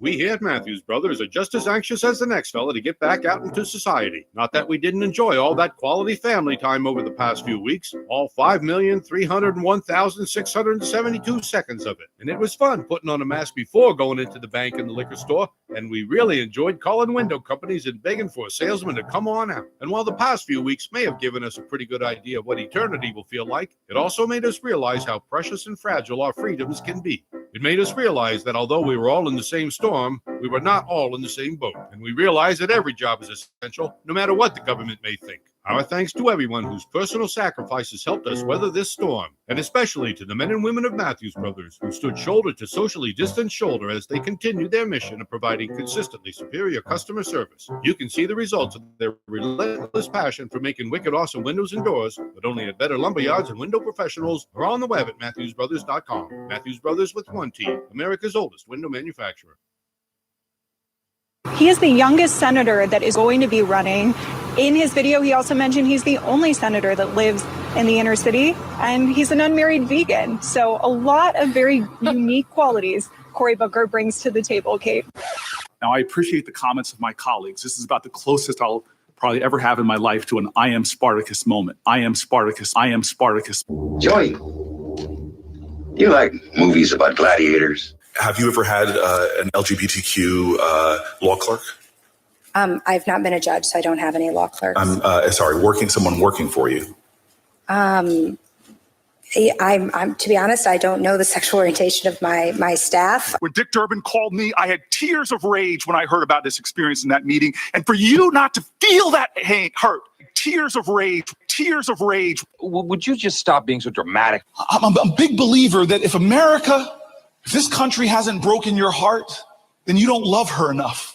I'm here with Dr. Bruce Houghton from Perfect Smiles in Nashua, New Hampshire. Dr. Houghton, tell us about the state-of-the-art procedures that can help many people look 10 to 15 years younger. As we age, we do lose these proper proportions to our faces. And so if you're deficient in your chin or mid-face, we can create the proper proportions and make you look great. Sometimes we use orthodontics to change the look of the face. Sometimes we just use the teeth themselves, and it creates the right support for a beautiful face. They're all non-surgical procedures. There's some pretty complex cases that you deal with. Give me an example of a tough case. Well, some cases, people just are missing a lot of teeth. I get a lot of people that come in and think that I cannot solve their problems because they're too great, but I really can. We've been doing this for over 35 years, and there isn't much that we haven't seen. So even if you're missing a few teeth, or your teeth are discolored, or you're very embarrassed, there's no reason not to come in for a consultation, right? Absolutely. New techniques, new technology, things are available to us that we never had before, and we can handle just about everything. Where can people find you? So you can find us at perfectsmiles.com or call 844-A-PERFECT-SMILE.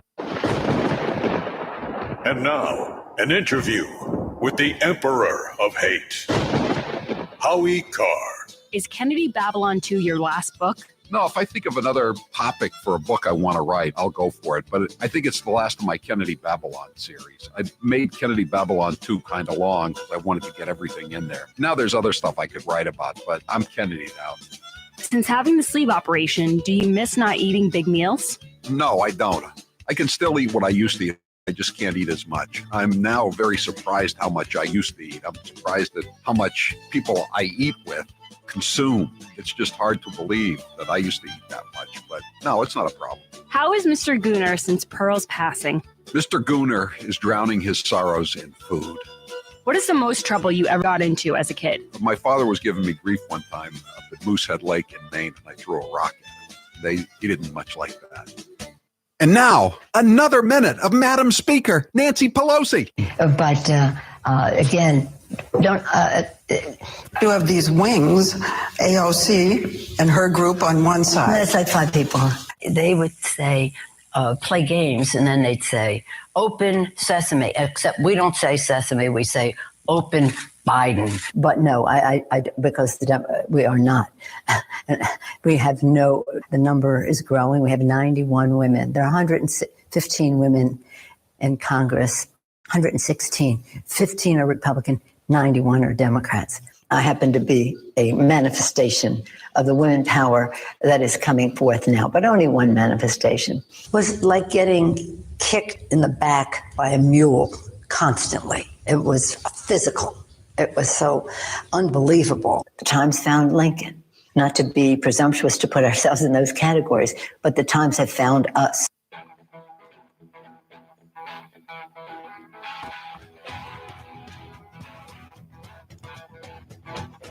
Live from the Matthews Brothers Studios. 844-500-4242. Grace got the address of Eric Heinz group for the restaurant association that's being formed to try to get the hospitality industry back on its feet in Massachusetts. She's going to tweet it out on my account, or she probably already has, at HowieCarrShow.com if you want to get in touch with Eric Heinz and Dave Andelman's group. 844-500-4242. Joining us on the line now is Alex Azar. He's the Federal Secretary of Health and Human Services, and we wanted to check in with a few things with him. Secretary Azar, thanks for being with us here on the Howie Carr Show. Howie, it's great to be with you and your listeners. Thanks for having me. Listen, let me ask you first. We're hearing a lot about the new normal. And a lot of us are kind of concerned about that it's going to mean a lot less freedom. What are you guys talking about the new normal very much? And what does it mean as far as you're concerned and the administration is concerned? So, Howie, I don't, and the president doesn't talk about the new normal. We talk about reopening this country. Good. We think there are ways that we can safely get out of our houses, go to work, go to our schools, and just get back to living our lives. And that's what the president's committed to. He's laid out a game plan for doing that, and we need our nation's governors to execute against that. But, you have this problem, especially with the blue state governors. The president is going to Pennsylvania tomorrow, and you have just kind of a sort of an open rebellion with the Democrat governor, and the legislature is a Republican. You have all these county sheriffs, county coroners. They're all up in arms. I mean, how are you going to get a state like Pennsylvania open again with all these competing factions? People want to get back to work, but the governor wants everything locked down. Well, yeah, you're right. The president's concerned about that, and he's made it clear we have a federal system. We believe in federalism, and that means that the states get to choose their approaches. But he's going to call out. He called out our friend, the governor of Georgia, on where he thought maybe he was being too aggressive on opening too quickly, or elements of that. And he's going to call out if he thinks people are being too conservative and restrictive. And under President Trump's leadership, he has worked to actually set the preconditions to allow us to get not to a new normal, but back to normal. And that's what we're going to be talking about in Allentown, Pennsylvania tomorrow. I'm going to be up there with him. And, he solved the medical supply crisis that we had, and he's ensuring states have got the supplies they need. And that's a fundamental aspect of this is to our entire goal here. The core goal was to ensure that we delay and flatten the curve of this disease outbreak, to keep it within our healthcare capacity in any part of the country. And we successfully have managed that. We didn't have, as the president said, we've not had a single person to our knowledge who died because they didn't have access to a ventilator. That's an amazing accomplishment with a disease of this breadth and severity. Here's a statistic, and I've been reading it on the air a couple of times here today about counties. And I know county don't mean as much in American political life as they used to, but 1,603 counties in the U.S., 52% of the counties have 0 deaths. 14% of the counties, 447, have 1 death. 443 counties, 14%, have 2 to 5 deaths. So that's 80% of the counties have a total of 2,600 deaths from this. Has there been an overreaction? Well, Howie, it is a great point, which is this is a gigantic country with completely diverse geography, population density, population flows, and what makes sense in Hanover, New Hampshire isn't necessarily what makes sense in Boston, Massachusetts, and you need different approaches, and that's what the president has called for: is look to reopen based on what's going on with the disease in your area, with your healthcare resources, with the community situation, and so we've got to take a much more varied approach than a one-size-fits-all. Does the president think he was a little tough on Governor Kemp in retrospect in Georgia? I mean, things seem to have gone extremely smoothly in Georgia. I haven't talked about that, and obviously we've got an incredibly good relationship with Governor Kemp, and the president certainly does and has tremendous respect for him. He felt there were some aspects that were maybe a bit too aggressive, but we're going to learn. This is actually one of the great things about this federal system is we're going to learn, as some of our leading governors like Governor Kemp or Governor DeSantis, is that they take maybe different approaches from some other governors. We're going to actually be able to see what happens, and we'll see what works best, or what, and how quickly we can get back to normal. Every day, it seems, or almost every day, that there's a press briefing at the White House. The president is asked these leading gotcha questions about testing. And yet we see that in areas and where some of the pharmaceutical chains have come up with drive-through testing centers, they're being underutilized. I mean, what's going on here? Is testing really that big of an issue if people don't want to get testing? And I guess the same thing applies to vaccines. A huge number of people won't get a vaccine under any circumstances. So how important is it to have a vaccine? Well, so first, in terms of testing, we actually have an incredible capacity of testing in the United States. The issue, we've actually got giant high throughput testing equipment that's not being used in various hospitals, testing centers. And that's what the president said, and that's what the president has said to these governors is, Governor, You need to come up with the workflow. You've got to figure out how you connect the people that you think need to get tested with the capacity and get them tested. Now, we've removed barriers to that. We've increased what Medicare and insurance pays for testing to make it economically viable for them to do it. We've made sure that they have supplies of swabs and transport medium and extracting reagents so that that's available. So we've enabled all those preconditions, but they've got to wire that together. And America's great pharmacies are doing what you said. They're starting to set up testing in our community pharmacies. That's where so many of us get our care there. So that's another great innovation that only President Trump, working with the private sector, could have delivered. The problem, of course, the old saying, you can lead a horse to water, but you can't make him drink. Same thing applies to vaccinations, right? Tell us about the vaccines. Yeah, so we're really driving forward on what we call Operation Warp Speed, which is a Manhattan Project, basically, if you want to think about it, to get vaccines and therapeutics and diagnostics to this country. We believe that there are over 100 vaccine candidates. We're narrowing that down, placing big bets on several of them, and we're going to manufacture them at risk so that we have hundreds of millions of doses of vaccine. And it's important that if we get these vaccines, we'll have to look at different population groups. We'll have to look at the safety and efficacy profiles of those vaccines. And part of our job will be to educate the people in terms of what the risks and benefits are, as with any medical product, so that they can make a wise, informed choice when that time comes. But our job is to make sure we get those vaccines. Again, I'm just going to ask you again. I know you can't really comment. You probably can't answer the question the way I would like you to, but the average age of the people that are dying is 75. In some states like Massachusetts, it's over 80 or 82. In states like Massachusetts, 60% of the people that are dying are in nursing homes. Some states, it's up over 80% dying in nursing homes. I've read national statistics over 40%.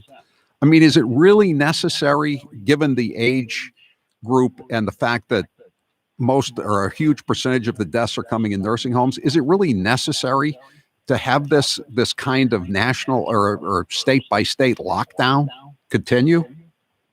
Well, I think that's actually a really important point, and that gets to how we need to be much smarter as we go forward in opening up our economies, because we have particularly vulnerable populations, like you just mentioned, in our nursing homes, for instance.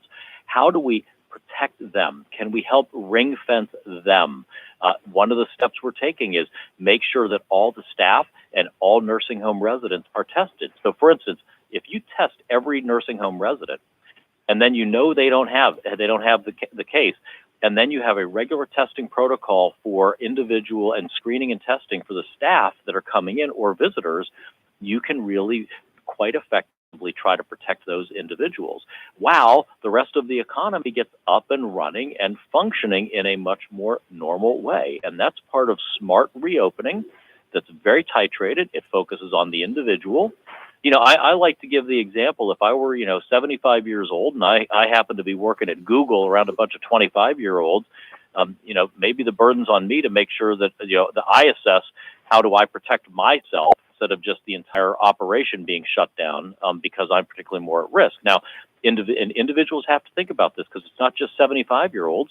It is younger individuals that are at risk. They have comorbid conditions, and there's some people we still don't know why they get more serious disease. This is a very serious. I mean, we can't minimize this. It's a very serious disease, and we've had over 80,000 people die. But there's smart ways we can get this economy up and running while still working to protect those who are most vulnerable. All right, Secretary of Health and Human Services, Alex Azar, thank you for being with us, and give our best to the president tomorrow as he goes to the Keystone State of Pennsylvania. Will do. Thank you, Howie. Thank you. That's Alex Azar, Secretary of Health and Human Services.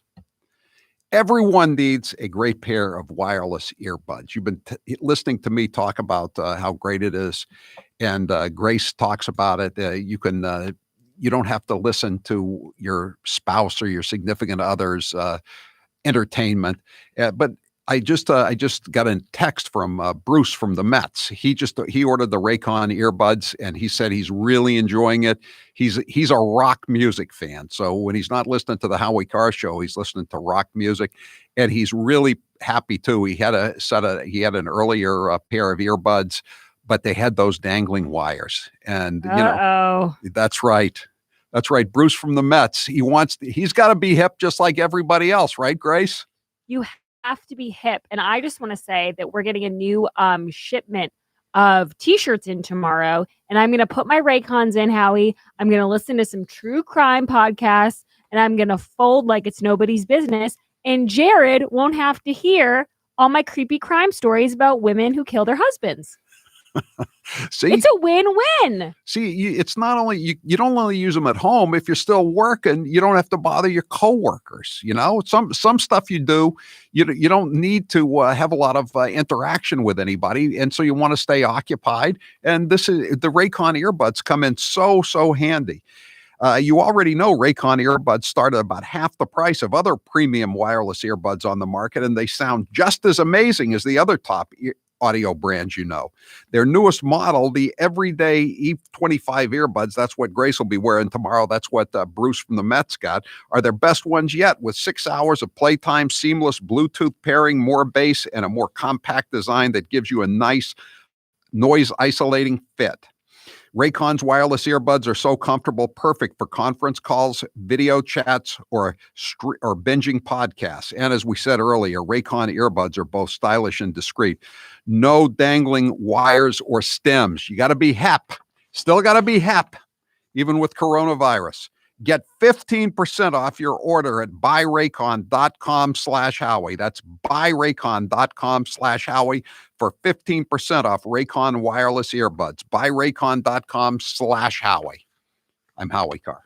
You're listening to the Howie Carr Show. This hour of the Howie Carr Show is brought to you in part by DJ's Famous Wings, with 2 locations in Hyannis and Falmouth, offering safe and clean curbside pickup, takeout, and no-contact delivery. Stop in today and support a local business. DJ's Famous Wings.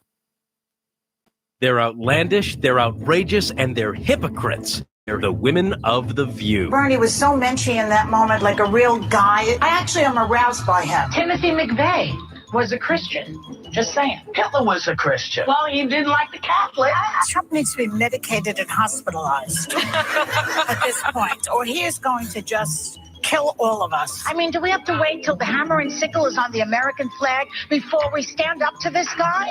Joy, you've worn blackface. I did not go in blackface, please. No, she was not in blackface. Thank you. It was a Halloween party. I went as a beautiful African woman. You have tanning lotion on, A little. I had makeup that was a little bit darker than my skin. I'm hoping Dr. Jill becomes a Surgeon General. She's a hell of a doctor. Whoopi, you said that Roman Polanski, it wasn't rape. I know it wasn't rape. Child molest, maybe? I'm not sure. It was something. It was something else, but I don't believe it was rape. Oh, no. John, what happened at Perfect Smiles when you went? The initial consultation was easy. In the past, they just hand me a clipboard to fill out the forms, but that's not how I worked at Perfect Smiles. What was nice was it was a true consultation. They asked me my medical history or what I wanted to get out of the treatment plan. For me, I lived with TMJ. I'd literally have to crack my jaw throughout the day to relieve the pressure. I'd get headaches throughout the day. I'd be in pain. When I was at Perfect Smiles, they asked me what I wanted to get out of the treatment. As a joke, I just said, geez, I'd love you to be able to fix my TMJ. And I was surprised because Dr. Houghton specializes in working with patients like me that have TMJ. What were the results of visiting Dr. Houghton at Perfect Smiles? Not only did I walk out of that office with a perfect smile, but he fixed my TMJ. It was a life-changing event. People tell me now that my smile's amazing. People would say, geez, John, your teeth look so great. I never realized my teeth looked so bad before. Now I take a look at before and after pictures, and I'm amazed. Go to Perfect Smiles in Nashua, New Hampshire, or visit their website, perfectsmiles.com. And now, an interview with the Emperor of Hate, Howie Carr. Did you have any pets when you were younger? I had a cat named Dexter. That was my first pet. And then I had possession of 2 poodles when I lived in Palm Beach, Princess and Frisky. They weren't really my dogs, but I took care of them. They lived with me. So they were my dogs. I love those poodles. When you were a kid, what was the best gift you ever received? I got this wooden fort from FAO Schwartz in Palm Beach, about the age of 6 or 7, 10 soldiers to go along with it. Such a cool fort. I had that fort for like maybe close to 10 years. What is your all-time favorite movie? Probably Goodfellas. I love Goodfellas. I love it even more than The Godfather. What is your favorite dessert? Oh, that's a tough one. Probably chocolate ice cream, followed by vanilla ice cream, followed by coffee ice cream.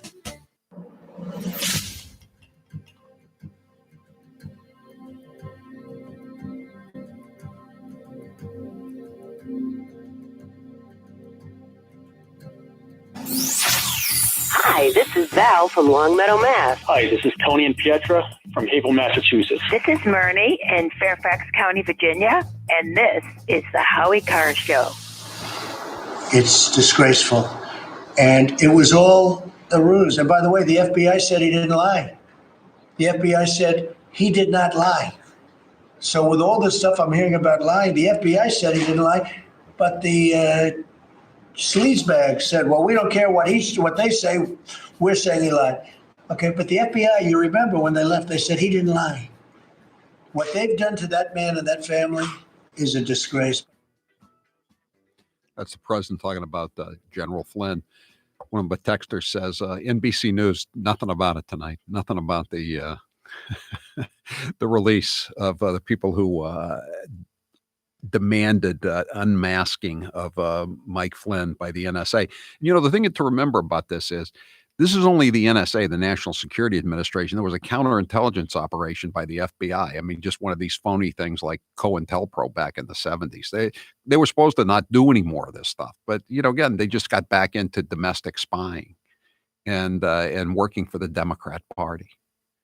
It's just, it's really, really disgraceful what was done. And Rand Paul has asked the acting DNI Director of National Intelligence, Rick Grinnell, to appear next week and just spell out what's going on. This is just the first tip of the iceberg here in what was going on. It was totally out of control.